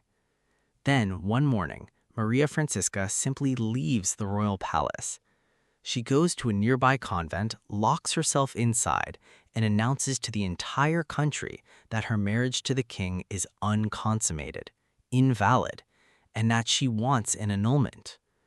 Afonso is furious. He limps down to the convent, bangs on the massive wooden doors, and demands his wife come out. The nuns refuse to open the door. Pedro's soldiers surround the king. They politely but firmly suggest that it is time for Afonso to retire. They escort him back to the palace, walk him into his bedroom, and lock the door. Just like Joanna the Mad. A bloodless, quiet, entirely polite coup, Pedro assumes the title of Prince Regent. He immediately marries Maria Francisca, who miraculously got her annulment approved at lightning speed, and they take over the country. And Afonso? They shipped him off to the Azores Islands for a few years, but eventually they brought him back to the mainland and put him in the royal palace of Sintra. If you have ever been to Sintra, it is beautiful. It is lush, green, and misty. It looks like a fairy tale. But for Afonso, it was a prison. They put him in a single room, the room of Afonso VI. It had a bed, a fireplace, and a window. And that is where he stayed for the last 15 years of his life. He was furious. He was restless. He had all this pent-up aggressive energy and nowhere to put it. So he paced. Every single day, for 15 years, the deposed king of Portugal dragged his paralyzed right leg back and forth, across the same stretch of floor. He wore a deep, visible groove into the heavy wooden floorboards. If you go to the Palace of Sintra today, you can still see it, a physical scar left by a man who was literally trying to walk his way out of extreme boredom. He died in that room in 1683. He was 40 years old. It's a deeply depressing way to spend a life, but as you lie in your own bed looking up at the ceiling, there's a strange comfort to be found in his pacing. The rhythmic, repetitive motion, the sheer monotony of it, back and forth, back and forth. It's the kind of boredom that makes your eyelids heavy, the kind of absolute stillness that slows your heart rate down. We've spent a long time in these dark, oppressive Iberian palaces. We've smelled the incense. We've felt the cold stone floors. We've watched the slow decay of entire dynasties. It's time to let it go. Let the heavy velvet curtains fall shut on the Spanish and Portuguese courts. Let the dust settle over the tiled floors. You don't have to carry the weight of an empire. You don't have to worry about genetic purity. You don't have to pace the floorboards until they splinter. All you have to do is lie there. Breathe in, breathe out. Sink into the softness of the modern world. Just let your mind drift. The golden casket, the gout, and the man who never got out of bed. Are you still awake? That's perfectly fine. Don't try to force it. Just lie there. Feel the heavy pull of gravity against your shoulders. Feel the way the mattress just absorbs all the tension you've been carrying around today. We are going to take another slow, quiet journey. We are going to leave the dry, sun-baked plains of Spain and Portugal behind, and we are going to drift north, far north, over the jagged mountains, over the dark forests of Germany, until the air turns crisp and the ground is covered in a thick, completely silent blanket of snow. Imagine waking up and the room is freezing. The fire in the massive stone hearth is barely cutting through the chill. The tapestries on the walls depict dark, looming pine trees. You are in Sweden. The year is somewhere in the 1330s, and you are Maria Eleonora of Brandenburg. If Isabella of Angoulême was the queen of bad decisions, and Joanna of Castile was the queen of profound tragedy, you, Maria Eleonora, are the queen of absolute, suffocating, Gothic obsession. You are the queen of Sweden. You are married to King Gustavus Adolphus. And Gustavus is not just a king, he is a legend. They call him the Lion of the North. He is a massive, towering military genius who spends almost his entire reign revolutionizing warfare and stomping all over the Holy Roman Empire during the 30 Years' War. He is universally beloved. He is heroic. He is dashing. And you are completely, intensely, overwhelmingly obsessed with him. For Maria Eleonora, there was no Swedish state. There were no politics. There was only Gustavus. When he was home, you refused to leave his side. When he was away at war, which was almost always, you fell into deep theatrical depressions. You locked yourself in your rooms. You refused to eat. You demanded that he return immediately, entirely ignoring the fact that he was in the middle of commanding one of the largest Protestant armies in European history. Gustavus, to his credit, was actually very fond of you. He wrote you affectionate letters. He tried to include you in things. But he also recognized that you were, for lack of a better term, deeply emotionally chaotic. The primary job of a queen, as we well know by now, is to provide a male heir. And this is where Maria Eleonora's anxiety reached its absolute peak. You had multiple tragic pregnancies, a daughter who died the next year, another infant who didn't survive, and with every loss, your mental state became more and more fragile. Finally, in 1626, you go into labor again. The royal astrologers have predicted a boy. The doctors are confident it's a boy. The entire court is preparing for the birth of a prince. The baby is born, and it is covered in a layer of fine hair with a strong, loud cry. The midwives in the dim candlelight take one look and announce, "It's a boy." The king is ecstatic. The court rejoices. And then, a few hours later, Gustavus's sister has to walk into his study, sit him down, and politely inform him that the midwives made a slight anatomical miscalculation. The baby is not a boy. The baby is a girl. Gustavus takes the news incredibly well. He laughs it off. He says she will be clever, for she has taken us all in. He decides right then and there to raise her as a prince, declaring her his heir. He names her Christina. But when the midwives bring the baby to you, Maria Eleonora, and tell you the truth, you do not take it well. You take one look at this infant who has failed to be the son your husband wanted, and you completely reject her.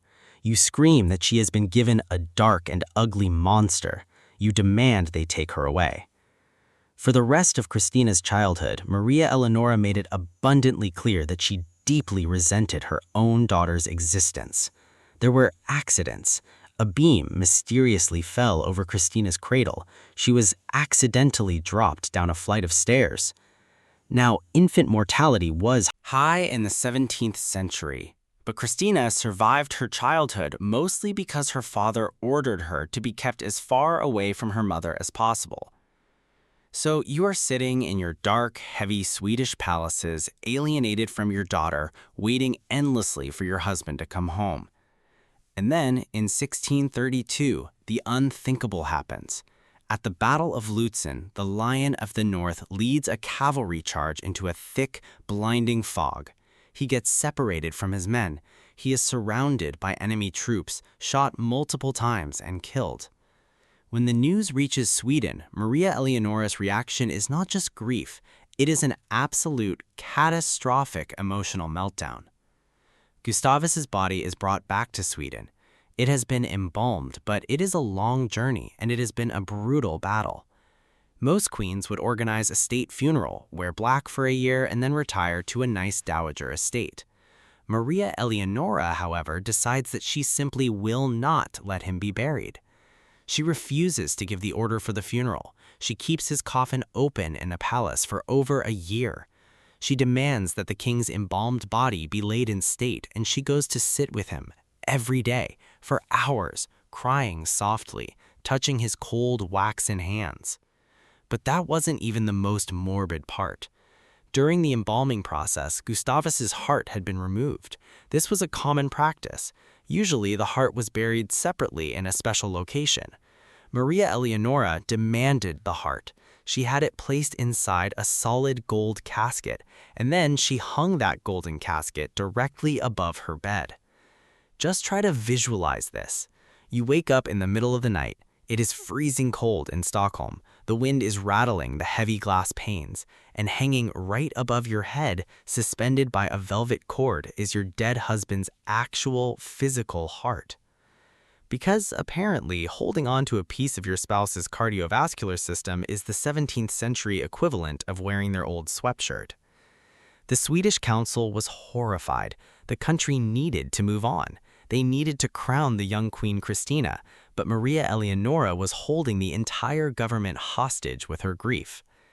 She demanded that her daughter, who was now 7 years old, come and live with her in this macabre, grief-stricken environment. She would force young Christina to sit in a room completely draped in black velvet, with the windows boarded up so no light could get in, while Maria Eleonora wept uncontrollably beneath the golden casket. Finally, the Swedish chancellor, a very pragmatic man named Axel Oxenstierna, had had enough. He marched into the palace, practically shoved the Queen Dowager out of the way, seized the king's body, and ordered it to be buried immediately. He took the golden casket down, and, most importantly, he legally removed Queen Christina from her mother's care. Maria Eleonora was completely sidelined. She spent the rest of her life throwing political tantrums, secretly writing to her relatives in Germany, and eventually sneaking out of Sweden on a Danish ship disguised as a commoner just to create drama. She wandered around Europe for a while, perpetually broke, perpetually complaining, before finally returning to Sweden to die, mostly ignored by the daughter she had so spectacularly traumatized. It is exhausting just thinking about all that emotion, all that wailing and weeping and keeping bodies in the living room. It takes so much energy to be that dramatically sad. Let the image of the dark, velvet-draped rooms in Stockholm fade away. Let the snow melt into the gray, churning waters of the North Sea. We are going to float back down to England. We are going to visit another queen who is also deeply, profoundly exhausted. But not from emotional dramatics. She was exhausted simply from trying to survive her own physical existence. Imagine waking up as Queen Anne of Great Britain. The year is somewhere around 1705. The palace is Hampton Court. The air smells strongly of beeswax, wood smoke, and herbal poultices. You open your eyes, but you do not get out of bed immediately. In fact, getting out of bed is a major logistical operation because you are suffering from incredibly severe gout. Now, gout is often historically stereotyped as a disease of greedy, gluttonous kings who ate too much rich food and drank too much port. But for Queen Anne, it was a chronic, agonizing, and entirely debilitating condition. Her joints are swollen, her legs ache terribly. Some days she cannot walk at all. When she needs to move around the palace, she doesn't glide majestically down the corridors. She is strapped into a wooden chair, and 2 heavily sweating footmen have to carry her from room to room. And if the physical pain wasn't enough, there is the emotional toll of her history. Anne's primary duty, like every other woman we've talked about, was to secure the succession. But Anne's medical history is one of the most heartbreaking in all of European royalty. She was pregnant 17 times. 17. Let that number sink in. Imagine the physical toll of 17 pregnancies in an era before modern medicine, before proper sanitation, before anesthesia. Most of those pregnancies ended in miscarriages or stillbirths. The few children who survived the birth died in infancy. Her only child to survive past toddlerhood was Prince William, the Duke of Gloucester. Anne adored him. He was the hope of the entire nation. He was a bright, somewhat frail little boy with an abnormally large head, likely hydrocephalus, but he was smart and he was sweet. And then, just after his 11th birthday, he caught a severe fever. The doctors did what 17th century doctors always did. They bled him, they blistered him, they made everything substantially worse. And he died. Anne was completely broken. From that moment on, she signed her private letters as your poor, unfortunate, faithful Anne. So here you are. You are the queen of a massive, growing empire. You have just overseen the Act of Union, uniting England and Scotland. You are fighting a massive war on the continent. But personally, you are a grieving mother, you are in constant physical agony, and you just want a little bit of peace and quiet. But you are not allowed to have peace and quiet, because you have a best friend, and her name is Sarah Churchill. If Blanche of Castile was the ultimate toxic mother-in-law, Sarah Churchill, the Duchess of Marlborough, was the ultimate toxic best friend. Sarah and Anne had been friends since they were children. In their youth, they were inseparable. They created secret nicknames for each other to bridge the royal divide. Anne was Mrs. Morley, and Sarah was Mrs. Freeman. But as Anne grew older, softer, and tireder, Sarah grew sharper, more ambitious, and completely domineering. Sarah was brilliant. She was incredibly sharp-witted, but she was also an absolute bully. She thought Anne was slow, dull, and stubborn, and she didn't bother hiding it. Imagine being the Queen of Great Britain. You are sitting in your chair, your legs wrapped in heavy flannel to soothe your gout. You're just trying to drink a cup of tea. And Sarah Churchill storms into the room. She starts pacing back and forth. She starts lecturing you about politics. She demands that you appoint her friends to government positions. She demands that you dismiss the politicians she doesn't like. If Anne dared to disagree, if she mildly suggested that perhaps she, as the queen, would like to make her own decision, Sarah would erupt. She would yell, she would slam doors, she would write Anne furious multi-page letters outlining all of Anne's personal flaws, and then stand there while Anne read them. Once, during a public Thanksgiving service at St. Paul's Cathedral, Anne was not wearing the specific jewels that Sarah had laid out for her. Sarah was so annoyed by this minor act of rebellion that right there on the steps of the cathedral, in front of the entire court, Sarah Churchill turned to the Queen of Great Britain and shushed her. She literally told the Queen to be quiet. For years, Anne just took it, because she hated conflict. She was a naturally shy, gentle woman who just wanted everyone to get along. She would apologize to Sarah. She would give Sarah massive estates, huge pensions, and elevated titles, just to buy a few days of peace. But slowly, very slowly, the exhaustion turned into resentment. Anne realized that she didn't want to be bullied anymore. She didn't want brilliant, sharp, terrifying friends. She wanted someone boring. Enter Abigail Masham. Abigail was a poor cousin of Sarah Churchill. Sarah had brought her to court as a charity case and got her a job as one of the Queen's bedchamber women.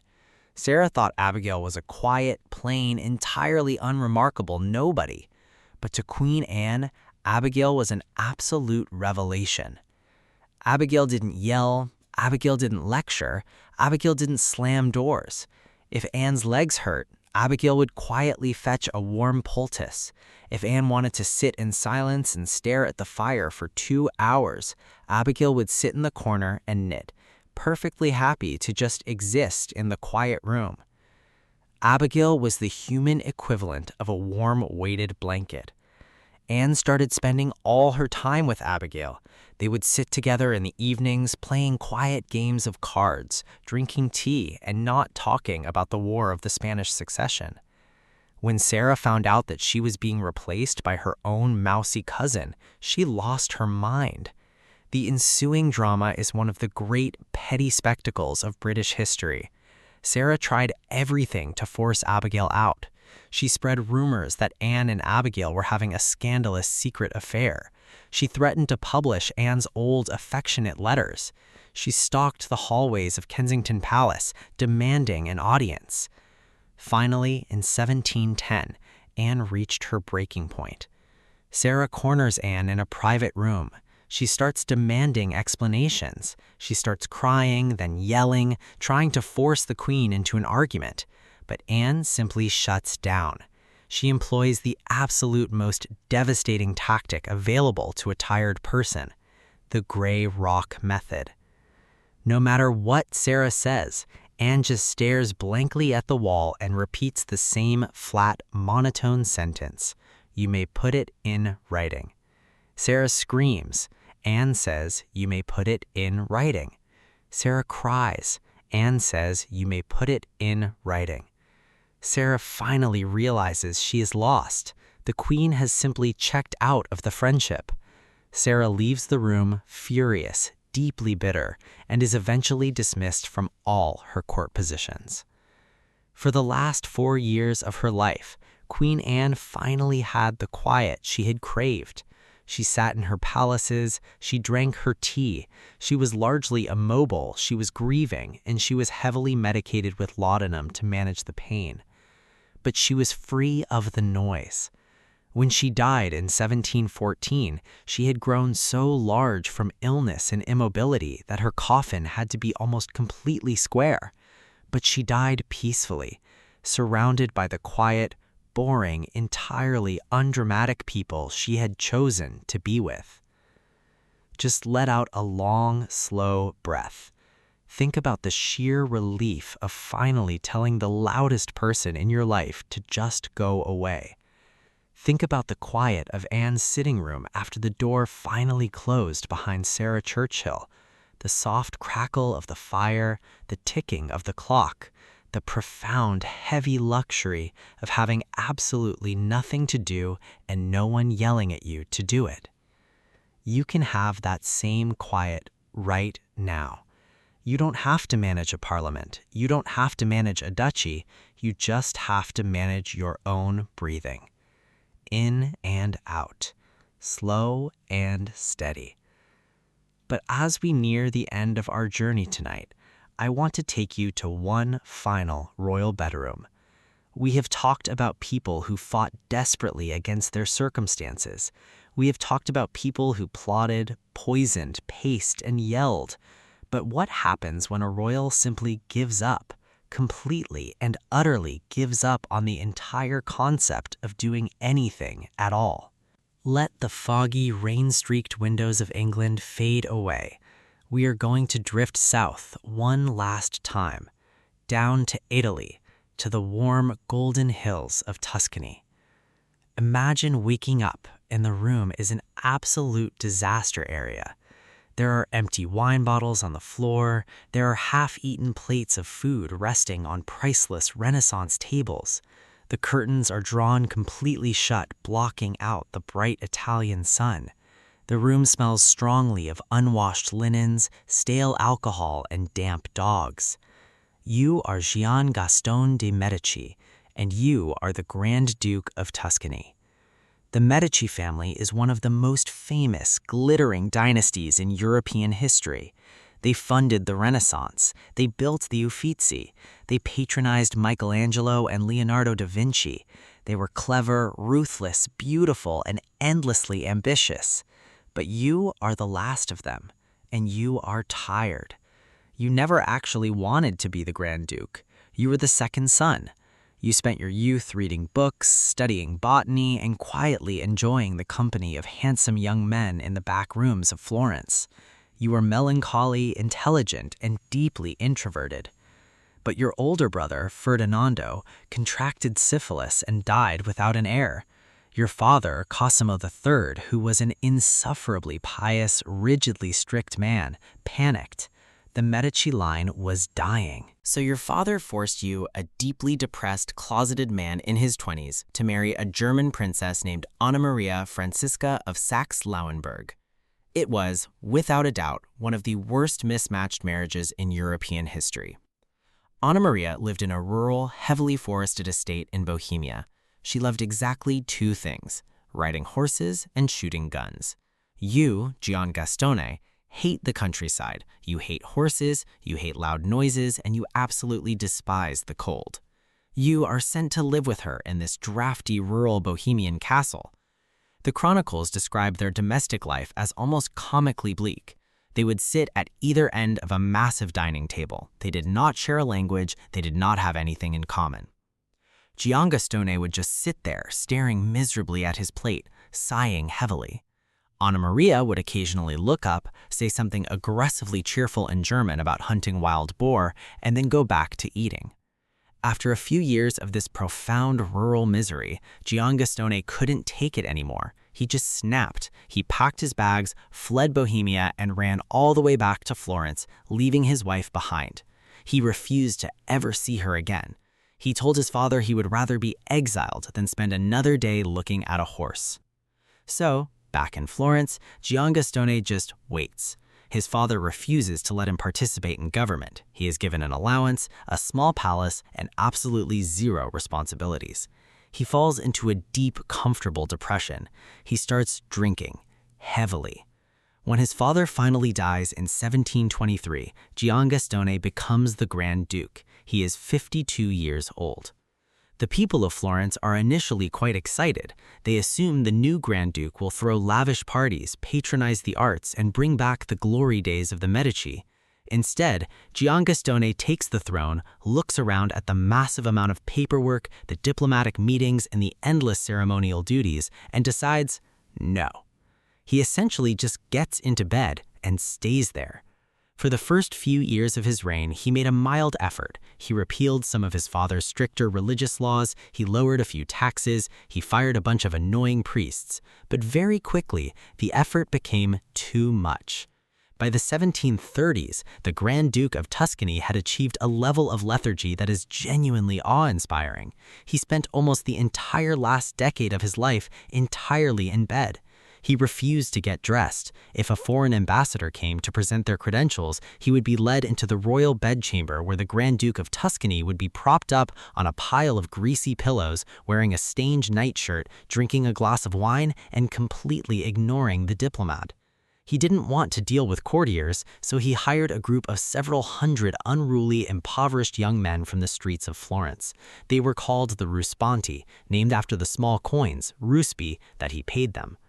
The Ruspanti were basically paid to just hang out in his bedroom and entertain him. They would tell dirty jokes, they would gamble on the floor, they would occasionally get into fistfights right at the foot of his bed.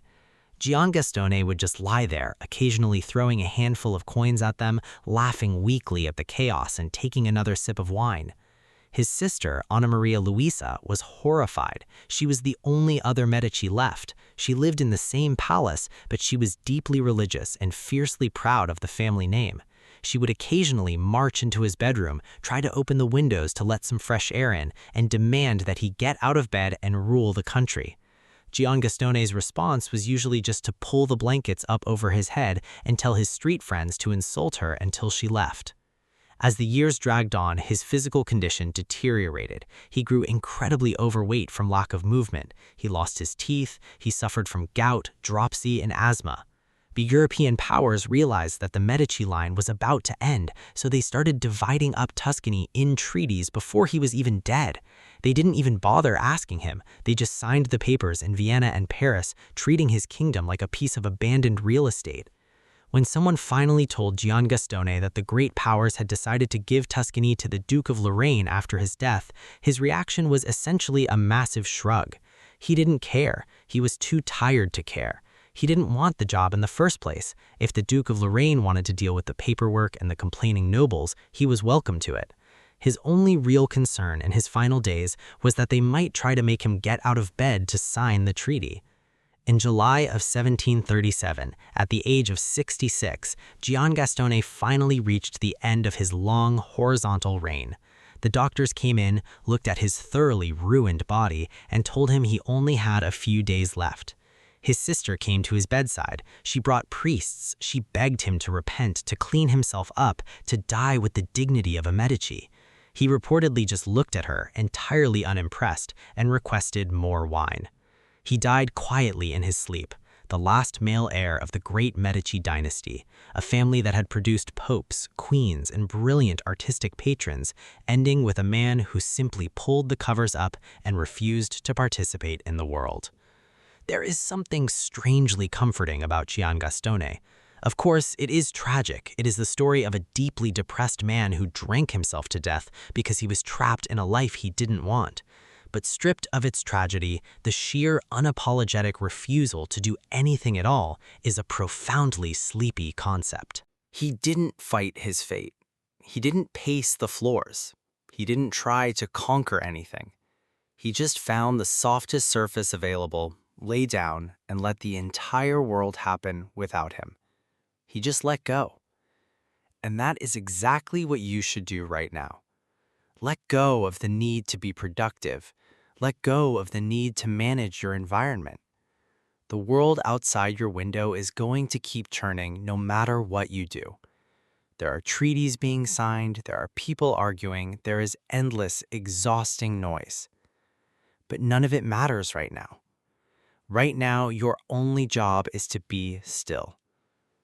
Imagine you are in that dark, quiet room, but without the chaos, without the ruspanti, just a massive, soft bed, the thick curtains pulled tight against the light, the heavy silence of a palace that has finally gone to sleep. Just let your body sink. Notice if you are holding any tension in your jaw. Let it go. Notice your shoulders. Let them drop. Think of the long gray sea journeys of Berengaria, the drafty staircases of Pontoise, the frozen roads of Castile. All that movement, all that effort, it is all in the past. It is all safely locked away in the heavy leather-bound books of history. You are safe. You are warm. You are entirely unbothered. I am going to leave you here, in the quiet, in the dark. Whenever you are ready, just let the darkness take over.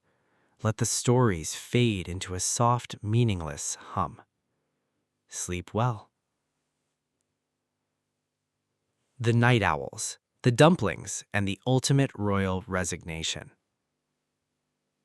Are you still awake, or are you just hovering there, caught in that quiet, comfortable gray space between being awake and being completely asleep?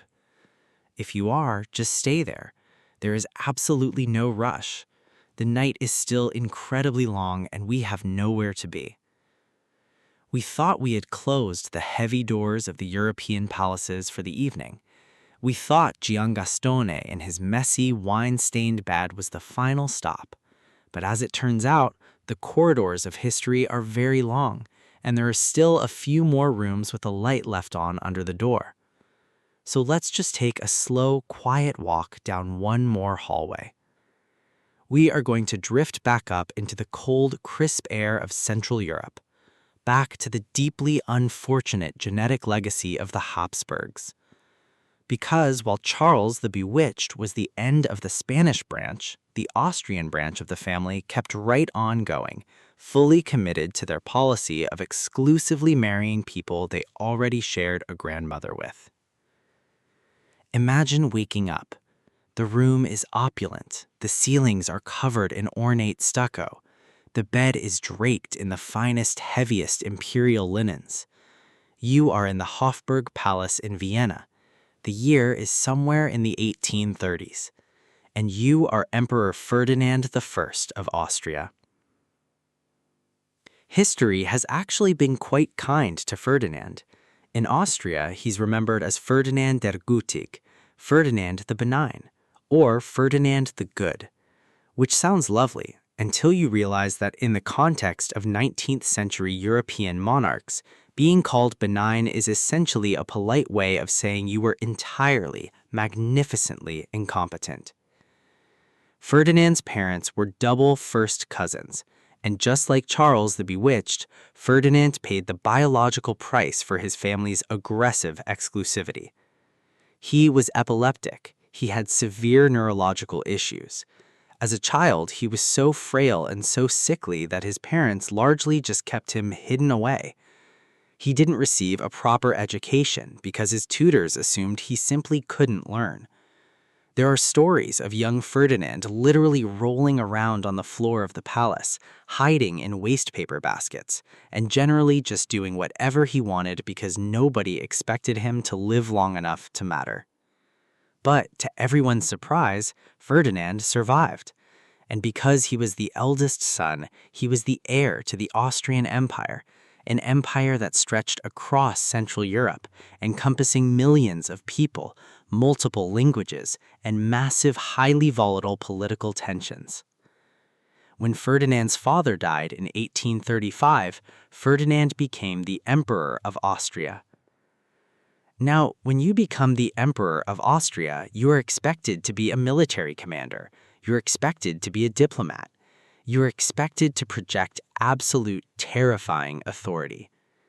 Ferdinand projected the authority of a slightly confused, very gentle golden retriever. He had an incredibly large, slightly misshapen head, which was a hallmark of his condition. He couldn't hold a conversation about politics. He couldn't command an army. When presented with complex state papers, he would just smile blankly and sign his name wherever he was told to. The entire Austrian government was essentially run by Chancellor Clemens Metternich. Metternich was a ruthless, brilliant statesman who was perfectly happy to let Ferdinand sit on the throne as a figurehead while he pulled all the strings from the shadows. And Ferdinand, he was perfectly happy to let Metternich do that. Ferdinand didn't want to rule an empire. He wanted to do exactly two things. He wanted to study heraldry and he wanted to look at plants. He loved agriculture. He loved reading about different types of wheat. He loved organizing his collection of noble family crests. If you put a botanical drawing in front of him, he was delighted. If you put a treaty in front of him, he was immediately exhausted. He was deeply, profoundly harmless. He would ride his carriage through the streets of Vienna, and instead of giving the majestic imperial wave, he would enthusiastically tip his hat and enthusiastically wave at random pedestrians, asking them how their day was going. But his most famous moment, the moment that perfectly encapsulates his entire low-stakes existence, revolves around a pastry. Ferdinand loved apricot dumplings, Marieillenknödel, a soft, sweet dough wrapped around a pitted apricot, boiled and rolled in toasted butter and breadcrumbs. It is a very specific, very comforting dessert. One day, Ferdinand decides he wants apricot dumplings. He calls for the royal chef. He makes his request. The royal chef looks at the emperor, bows deeply, and politely informs him that it is the dead of winter. Apricots are completely out of season. There are no fresh apricots to be found anywhere in the Austrian Empire. It is logistically impossible to make apricot dumplings. Now, a normal monarch might have ordered the chef executed or at least fired. Ferdinand simply looks at the chef. He straightens his posture, and he delivers the only recorded sentence of his reign where he actually pulled rank. He said, "I am the emperor, and I want dumplings. Ich bin der Kaiser, und ich will Knödel." He didn't care about the laws of nature. He didn't care about agricultural seasons. He just wanted his soft, warm comfort food. And because he was the emperor, the terrified palace staff had to dig into the deepest, darkest pantries of the Hofburg Palace to find preserved apricots to make it happen. For 13 years, Ferdinand just sat there, eating his dumplings, looking at his plants, having absolutely no idea that the political world around him was slowly catching fire. And then 1848 happened. The year 1848 was a nightmare for European royalty. Revolutions were springing up everywhere: Paris, Berlin, Budapest, and eventually the revolution came to Vienna. Massive crowds gathered outside the imperial palace. They were shouting, they were building barricades, they were demanding a constitution, they were demanding the resignation of Chancellor Metternich. The military was completely losing control of the city. Ferdinand hears the shouting. He looks out the heavy glass windows of the Hofburg Palace at the massive, angry mob. He turns to Metternich, completely puzzled, and asks, "Are they allowed to do that?" Metternich, who is currently watching his entire life's work collapse, tries to explain the concept of a popular uprising to a man who mostly cares about botanical sketches. Ferdinand's response to the revolution is wonderfully simple. He basically says, well, if they are so upset, maybe we should just give them what they want. The Austrian High Command realizes that Ferdinand is not exactly the strongman they need to crush a revolution. So, the family gets together, they pull Ferdinand into a room, and they gently suggest that maybe it is time for him to retire. They suggest he abdicate the throne in favor of his young, very serious nephew, Franz Joseph. You would think giving up an empire would be a traumatic, dramatic event. Isabella of Angoulême started a war over losing her status. Maria Eleonora hung a heart over her bed. Ferdinand's reaction? Absolute, profound relief. He signed the abdication papers with a smile. He reportedly patted his teenage nephew on the head, said, "God bless you, be good, it works out best that way," and then practically skipped out of the room. He was free. He didn't have to pretend to read treaties anymore. He didn't have to listen to Metternich complain. Ferdinand retired to the Hadkani Palace in Prague, and he spent the next 25 years living his absolute best, sleepiest life. He took long walks, he played with his dogs, he organized his heraldry collection, he talked to the local gardeners about soil rotation. He became a beloved, eccentric fixture in Prague. The people called him Ferdinand the Good, and he tipped his hat at them every single day. He died quietly at the age of 82. A man who started out as a heavily inbred tragedy, stumbled his way onto the throne of a massive empire, and successfully managed to quiet quit his way into a 30-decade-long retirement. Just let that image settle. A quiet room in Prague, a warm plate of dumplings, absolutely zero responsibilities. It is the dream. Let's drift away from Austria. Let's float north, back to the gray, churning waters of the sea. We are heading to Denmark, to the court of King Christian VII. If Ferdinand was a story of sleepy incompetence, Christian VII is a story of total erotic abdication of reality. Imagine waking up. The year is 1768. The palace is Christiansborg in Copenhagen, Denmark. The wind coming off the Øresund Strait is bitterly cold, rattling the windpanes. You are King Christian VII, and you are a teenager, and you are technically the absolute ruler of Denmark and Norway. But your mind is chaotic. The historical consensus today is that Christian likely suffered from severe schizophrenia. His moods swung wildly. One moment he was deeply paranoid, hiding in the corners of his room. The next moment he was manic, running through the palace corridors, smashing furniture, and leaping over chairs. His tutors had tried to literally beat the illness out of him when he was a child, which predictably only made him much, much worse. By the time he became king at the age of 17, Christian had no interest in ruling. He just wanted to act out. He had a favorite pastime. At night, the absolute monarch of Denmark would dress up in rags. He would gather a group of his most questionable friends, and they would roam the dark cobblestone streets of Copenhagen. They would smash windows, they would throw rocks at the night watchmen, they would go into taverns, start massive brawls, and deliberately try to get arrested. It was essentially Afonso of Portugal's street gang all over again, but in a much colder climate. The Danish ministers were terrified. The king was unmanageable. So, like all panicked ministers, they decided marriage would fix it. They arranged for Christian to marry her cousin, Princess Caroline Matilda of Great Britain. She was 15 years old. She was the sister of King George III. She was completely unaware of what she was walking into. Caroline Matilda arrives in Copenhagen. She's presented to her new husband. Christian takes one look at her, decides she is entirely too boring, and basically ignores her existence. He publicly declares that it is unfashionable to love one's wife. He goes right back to smashing tavern windows and hanging out with his favorite mistress, a woman known as Støvleton Catherine, or Boot Catherine. The entire Danish court is a deeply dysfunctional circus. The king is having mental breakdowns, the queen is isolated and weeping in her cold rooms, the ministers are trying desperately to hold the country together. And then Christian goes on a grand tour of Europe. His ministers think maybe travel will calm him. They pack him up and send him to London and Paris. And to everyone's absolute shock, Christian behaves beautifully. He's charming, he's witty, he quotes Shakespeare. The foreign courts think he's a delightfully eccentric genius.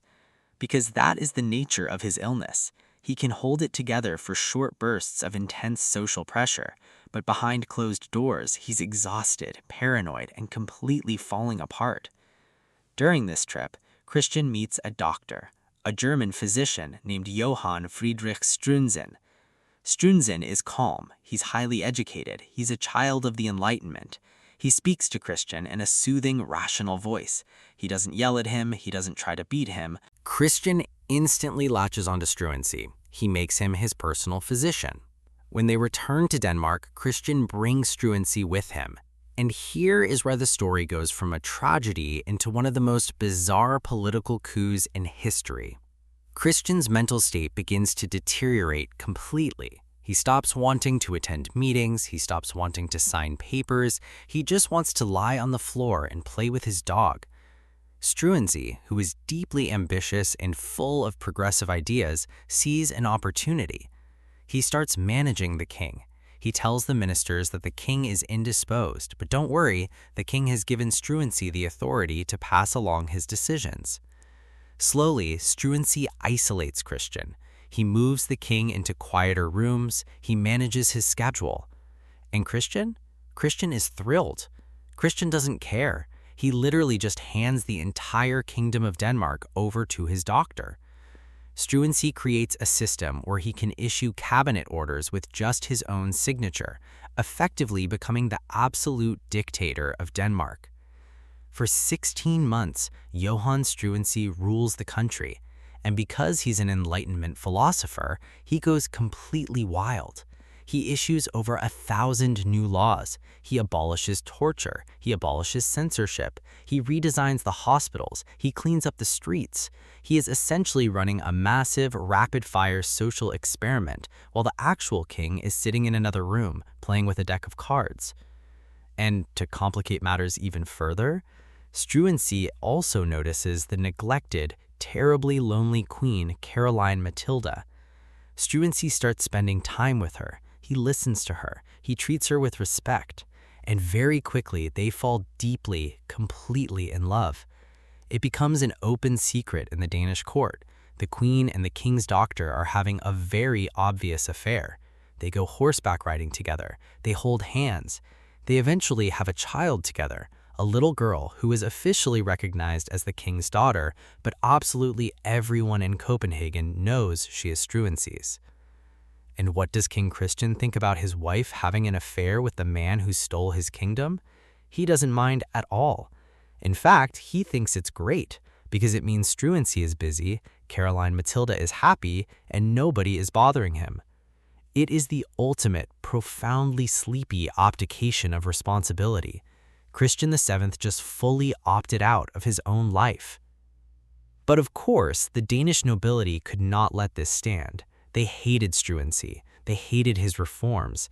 They hated that a middle-class German doctor was sleeping with the queen and bossing them around.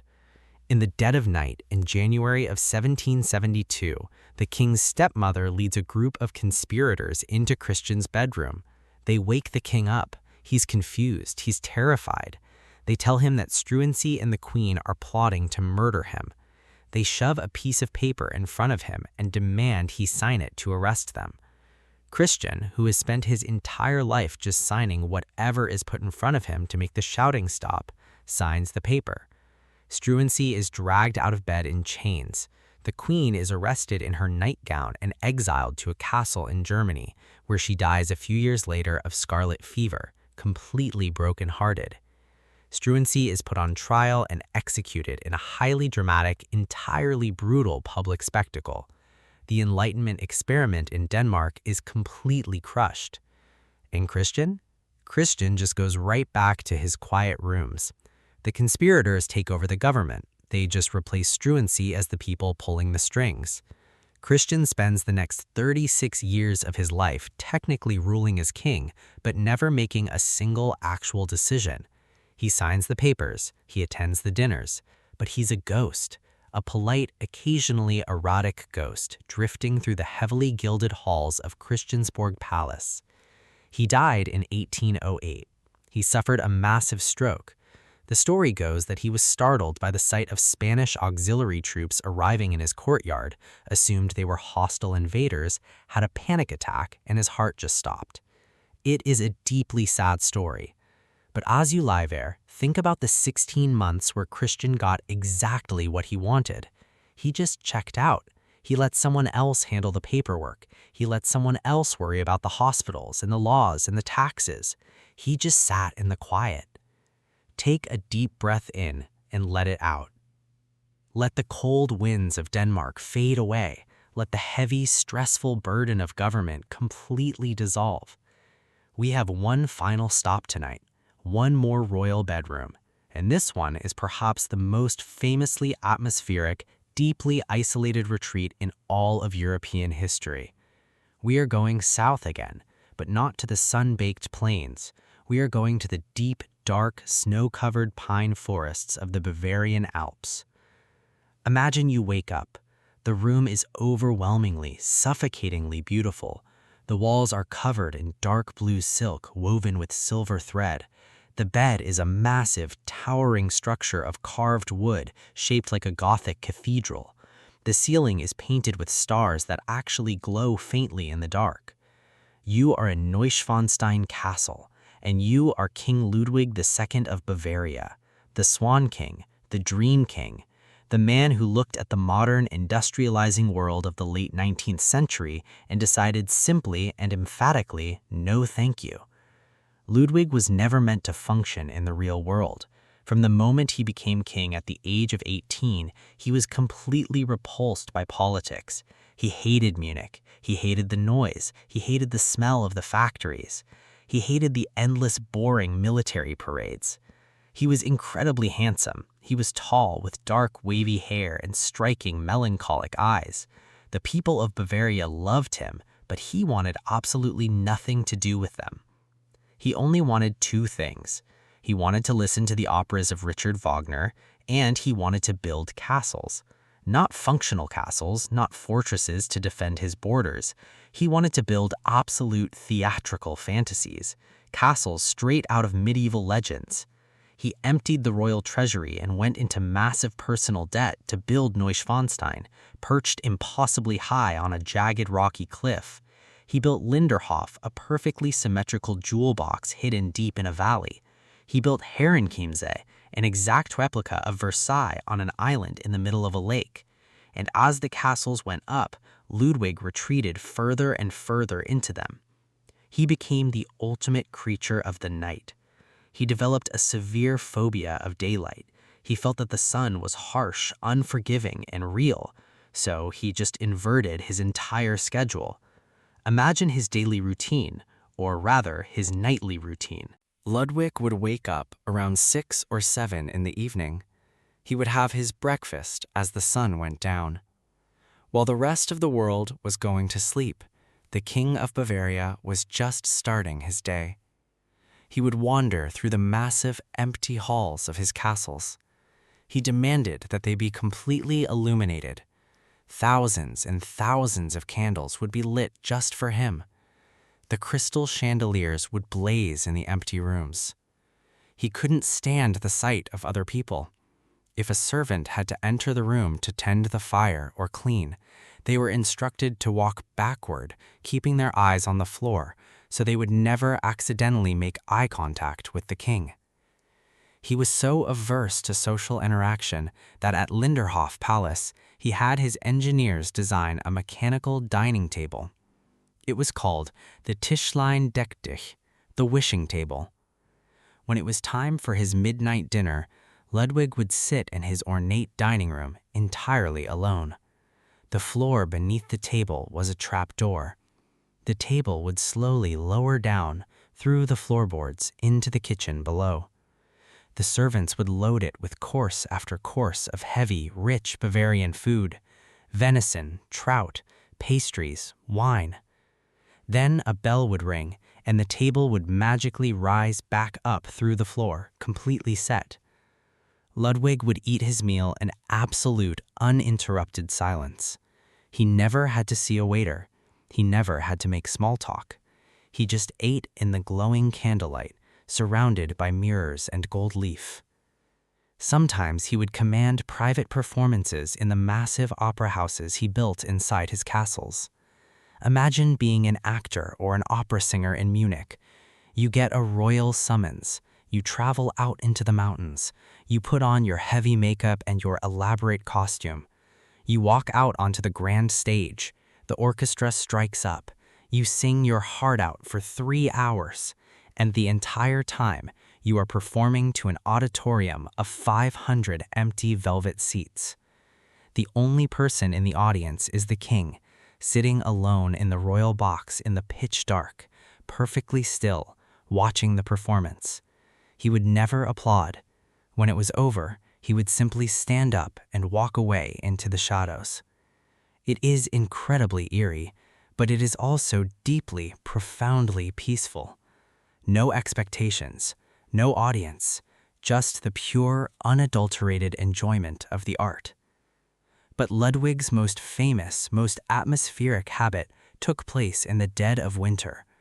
When the snow was thick on the ground in the Alps, Ludwig would go for rides. He had a massive, elaborate sleigh custom-built for him. It was gilded in pure gold. It was shaped like a shell, drawn by 4 white horses wearing plumes of ostrich feathers. At 2 o'clock in the morning, the King of Bavaria would wrap himself in thick layers of white ermine and heavy velvet. He would step into the golden sleigh. The roads through the forest were lined with servants holding torches, casting long, flickering shadows on the white snow. And Ludwig would just ride. Through the freezing, silent, moonlit mountains, the only sound was the crunch of the hoofs on the snow and the soft, rhythmic jingling of the silver harness bells. He would ride for hours, just staring out at the frozen landscape, completely insulated from the world. No ministers, no treaties, no wars, just the cold air, the dark trees, and the endless, quiet motion. Let yourself picture that. Close your eyes and see the golden sleigh gliding through the snow. Feel the heavy warmth of the fur blankets over your legs. Feel the absolute stillness of the winter night. The tragedy of Ludwig, of course, is that the real world eventually caught up with him. His ministers, terrified of his massive debts and his complete refusal to govern, declared him legally insane. They marched into Neuschwanstein in the middle of the night. They arrested him. They took him away to a much smaller, less glamorous castle on Lake Starnberg. A few days later, Ludwig and his psychiatrist went for a walk along the edge of the lake in the evening rain. They never came back. Their bodies were found floating in the shallow water near the shore. To this day, no one knows exactly what happened. Was it an accident? Was it an escape attempt? Was it something darker? It remains a quiet, unresolved mystery. But as we lie here now, the mystery doesn't matter. The politics don't matter. The debts don't matter. What matters is the sleigh ride. What matters is the dark, quiet room with the stars painted on the ceiling. What matters is the absolute, uncompromising desire to just close the door, turn off the lights, and be left entirely alone. Ludwig II built the ultimate physical monuments to isolation. He built stone walls to keep the noise of the world out. You don't need stone walls. You just need your bed. You just need the heavy blankets. You just need to give yourself permission to be completely unavailable. Think of all the tired, exhausted, deeply irritated people we have visited tonight. Berengera, stuck on her boat. Ingeborg stubbornly sitting in her convent. Charles the bewildered, sweating under his heavy wig. Afonso pacing the floorboards. Queen Anne staring at the wall while her best friend yelled. Ferdinand quietly eating his dumplings. Christian happily handing over his kingdom. They all spent their lives trapped in the heavy, relentless machinery of history. They were pushed, pulled, kidnapped, married, and exiled. But eventually, for all of them, the machinery stopped. The velvet curtains faded. The stone castles grew cold. The noise finally died down. They are all just resting now. And you can rest too. You are not the heir to an empire. You do not have an arranged marriage waiting for you across the sea. You do not have to worry about the winter harvest, or the threat of a French invasion, or a toxic mother-in-law hiding on the spiral staircase. Your world is wonderfully, beautifully small right now. It is just the size of your mattress. It is just the rhythm of your own breathing. So let the golden sleigh drift off into the snowy woods until you can't hear the silver bells anymore. Let the grand dining table lower quietly into the floor. Let the last candles burn down to nothing. The European courts are closed for the night. The heavy wooden doors are locked. The guards have gone to sleep. There is nothing left to decide. There is nothing left to govern. Just let the darkness wrap around you. Sink down into the pillow. Let your mind wander the empty, quiet halls, and just let go. Sleep well. The Rat Court-Martial, the Clockwork Hermit, and the King of the Dogs. I know I said we were done. I know I said the heavy wooden doors of the European courts were locked for the night, but as you lie there, drifting in that warm, quiet space, I realized there are still a few ghosts wandering the hallways. A few more deeply strange, entirely unbothered monarchs who absolutely refuse to play by the rules of history. So just keep your eyes closed. Don't move a muscle. We are going to take one final, very slow stroll through the dusty, forgotten archives. We are going to start by traveling back to the late 14th century. We are heading to the Kingdom of Bohemia, to the city of Prague, which at the time was the glittering, booming capital of the Holy Roman Empire. Imagine waking up. The air smells like roasting meats, wood smoke, and wet fur. You were lying in a massive, carved wooden bed, and you are King Wenceslas IV. Now, if you want to understand the profound, crushing weight of dynastic expectation, you only need to look at Wenceslas. His father was Emperor Charles IV, and Charles IV was, to put it mildly, an absolute overachiever. He rebuilt Prague, he founded universities, he built the famous Charles Bridge. He was a brilliant diplomat, a devout scholar, and a tireless worker. Charles spent his entire life building a massive, functioning, incredibly wealthy empire, entirely so his beloved son, Wenceslas, could inherit a golden age. And what did Wenceslas do with this magnificent inheritance? Absolutely nothing. Wenceslas holds a very special place in the pantheon of terrible monarchs. He wasn't particularly cruel. He didn't start any massive, catastrophic wars. He was just entirely, unapologetically lazy. History actually remembers him as Wenceslas the Idle. You see, Wenceslas had exactly two passions in life. He loved drinking local beer, and he loved his hunting dogs. Everything else, the governance of the Holy Roman Empire, the religious schisms of Europe, the managing of the nobility, was just a deeply irritating distraction from his dogs and his drinks. Imagine the absolute exasperation of the Bohemian nobles. They are used to the brilliant, hyper-competent Charles IV, and now they have Wenceslas. They would bring him massive stacks of state papers to sign, petitions from the towns, treaties from foreign diplomats. Wenceslas would look at the papers, sigh heavily, and then simply leave the palace to go to the local bathhouse. He loved the public bathhouses of Prague. He would spend hours there, soaking in the hot water, drinking vast quantities of wine and beer, chatting with the bathhouse maids, completely ignoring the fact that he was the Holy Roman Emperor. The German princes would literally travel for weeks to come to Prague to seek an audience with the emperor, only to be told that His Imperial Majesty was currently entirely submerged in a wooden tub and could not be disturbed. But his idleness wasn't even his most annoying trait. His most annoying trait was his obsession with his hounds.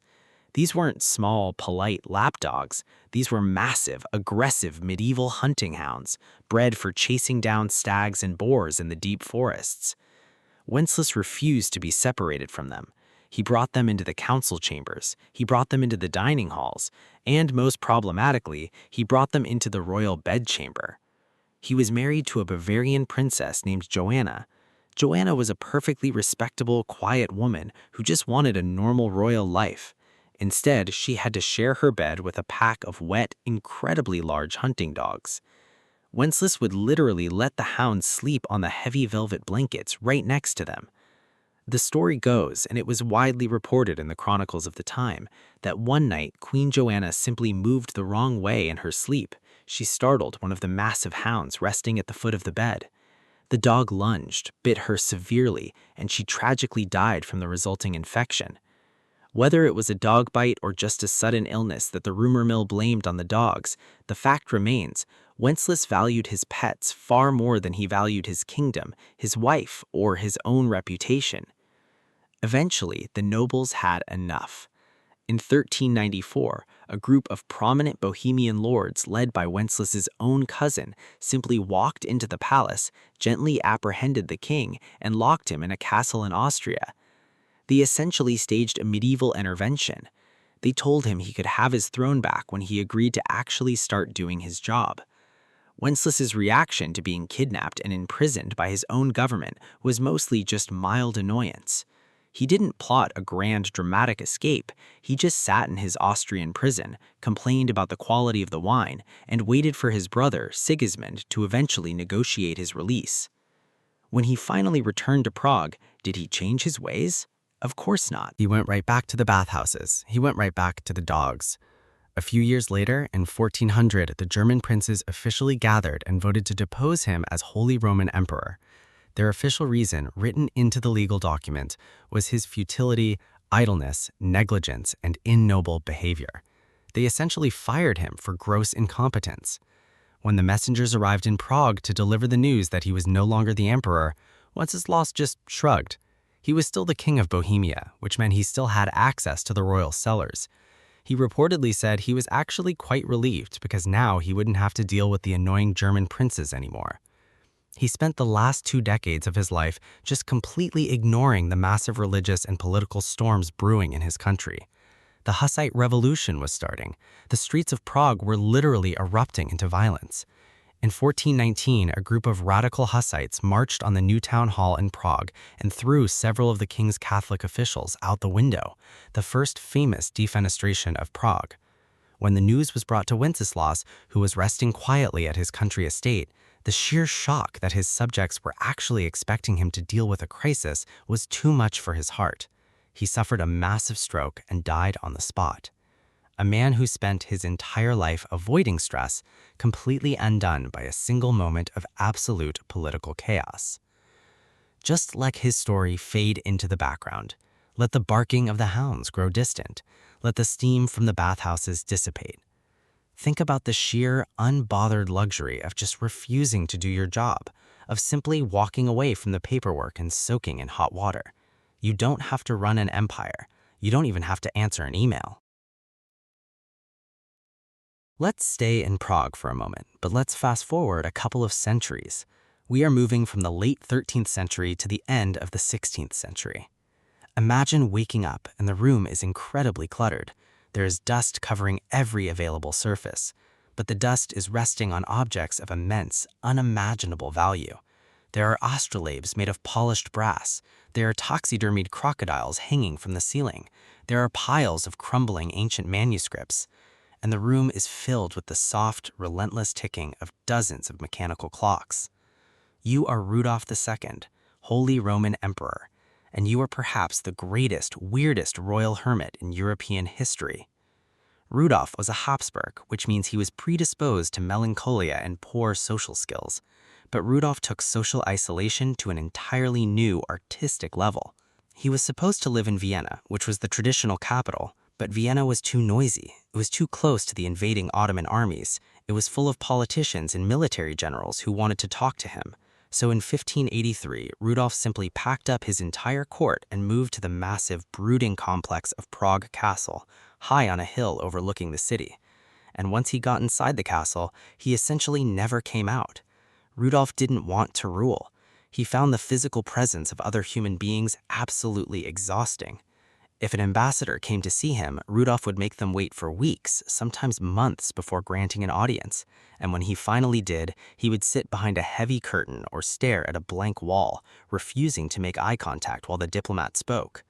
What Rudolf wanted to do was collect things. He created the greatest Kunstkammer, a cabinet of curiosities the world had ever seen. He obsessed over the occult, alchemy, and astrology. He invited the greatest minds of Europe to his dark, cluttered castle. The astronomers Tycho Brahe and Johannes Kepler lived at his court, trying to map the movement of the planets while the emperor hid in his rooms. He hired alchemists to try to turn lead into gold. He hired mystics who claimed they could speak to angels. The corridors of Prague Castle were filled with a deeply weird assortment of magicians, charlatans, artists, and monks, all whispering in the shadows. And Rudolf just wandered among them, wearing a dark, simple robe, completely lost in his own mind. He had a massive menagerie of exotic animals. He kept a live lion in the castle, which he named Ottokar. The lion would occasionally just roam the hallways, terrifying the few courtiers who were brave enough to stay. He kept eagles, bears, and exotic birds. To Rudolph, the animals and the clockwork toys were infinitely preferable to the exhausting reality of human politics. He would spend entire days just sitting in a velvet chair, staring at a single piece of carved agate, tracing the natural lines in the stone with his finger, completely entranced by the hidden geometry of the universe. Meanwhile, outside his heavy wooden doors, the Holy Roman Empire was falling apart. There were religious wars, there were peasant uprisings, the Ottoman Turks were marching into Hungary. His advisors would literally slide state papers under his bedroom door, begging him to sign them. Rudolph would ignore them. He wouldn't even open the envelopes. They would just pile up on the floor, collecting dust, slowly burying the emperor in his own negligence. He suffered from periods of profound, paralyzing depression, what the physicians called melancholia. During these episodes, he would refuse to speak. He would refuse to eat. He would just lie in bed, convinced that someone was trying to poison him or that he had been cursed by a dark spell. He became so deeply dysfunctional that his own family, the Habsburgs, decided they had to intervene. His younger brother, Matthias, was everything Rudolph was not. Matthias was ambitious, pragmatic, and heavily armed. Matthias slowly, systematically started stealing Rudolph's empire. He convinced the nobles of Austria, Hungary, and Moravia to recognize him as their ruler instead of Rudolph. He gathered an army and marched on Prague. You would think the Holy Roman Emperor would mount a massive defense of his capital, but Rudolph just locked the doors of the castle. He refused to look out the windows. When Matthias finally forced his way into the political negotiations, Rudolph just gave up. He signed the papers handing over almost all of his political power to his brother. He didn't even put up a fight. He just had one condition. He wanted to stay in Prague Castle, with his clocks, with his lion, with his magical stones. Matthias agreed. Rudolph was stripped of his real power, but he was allowed to keep his toys. For the last year of his life, Rudolph was essentially a prisoner in his own magnificent, cluttered museum. He wandered the dark halls completely alone, listening to the ticking of the brass gears, holding pieces of polished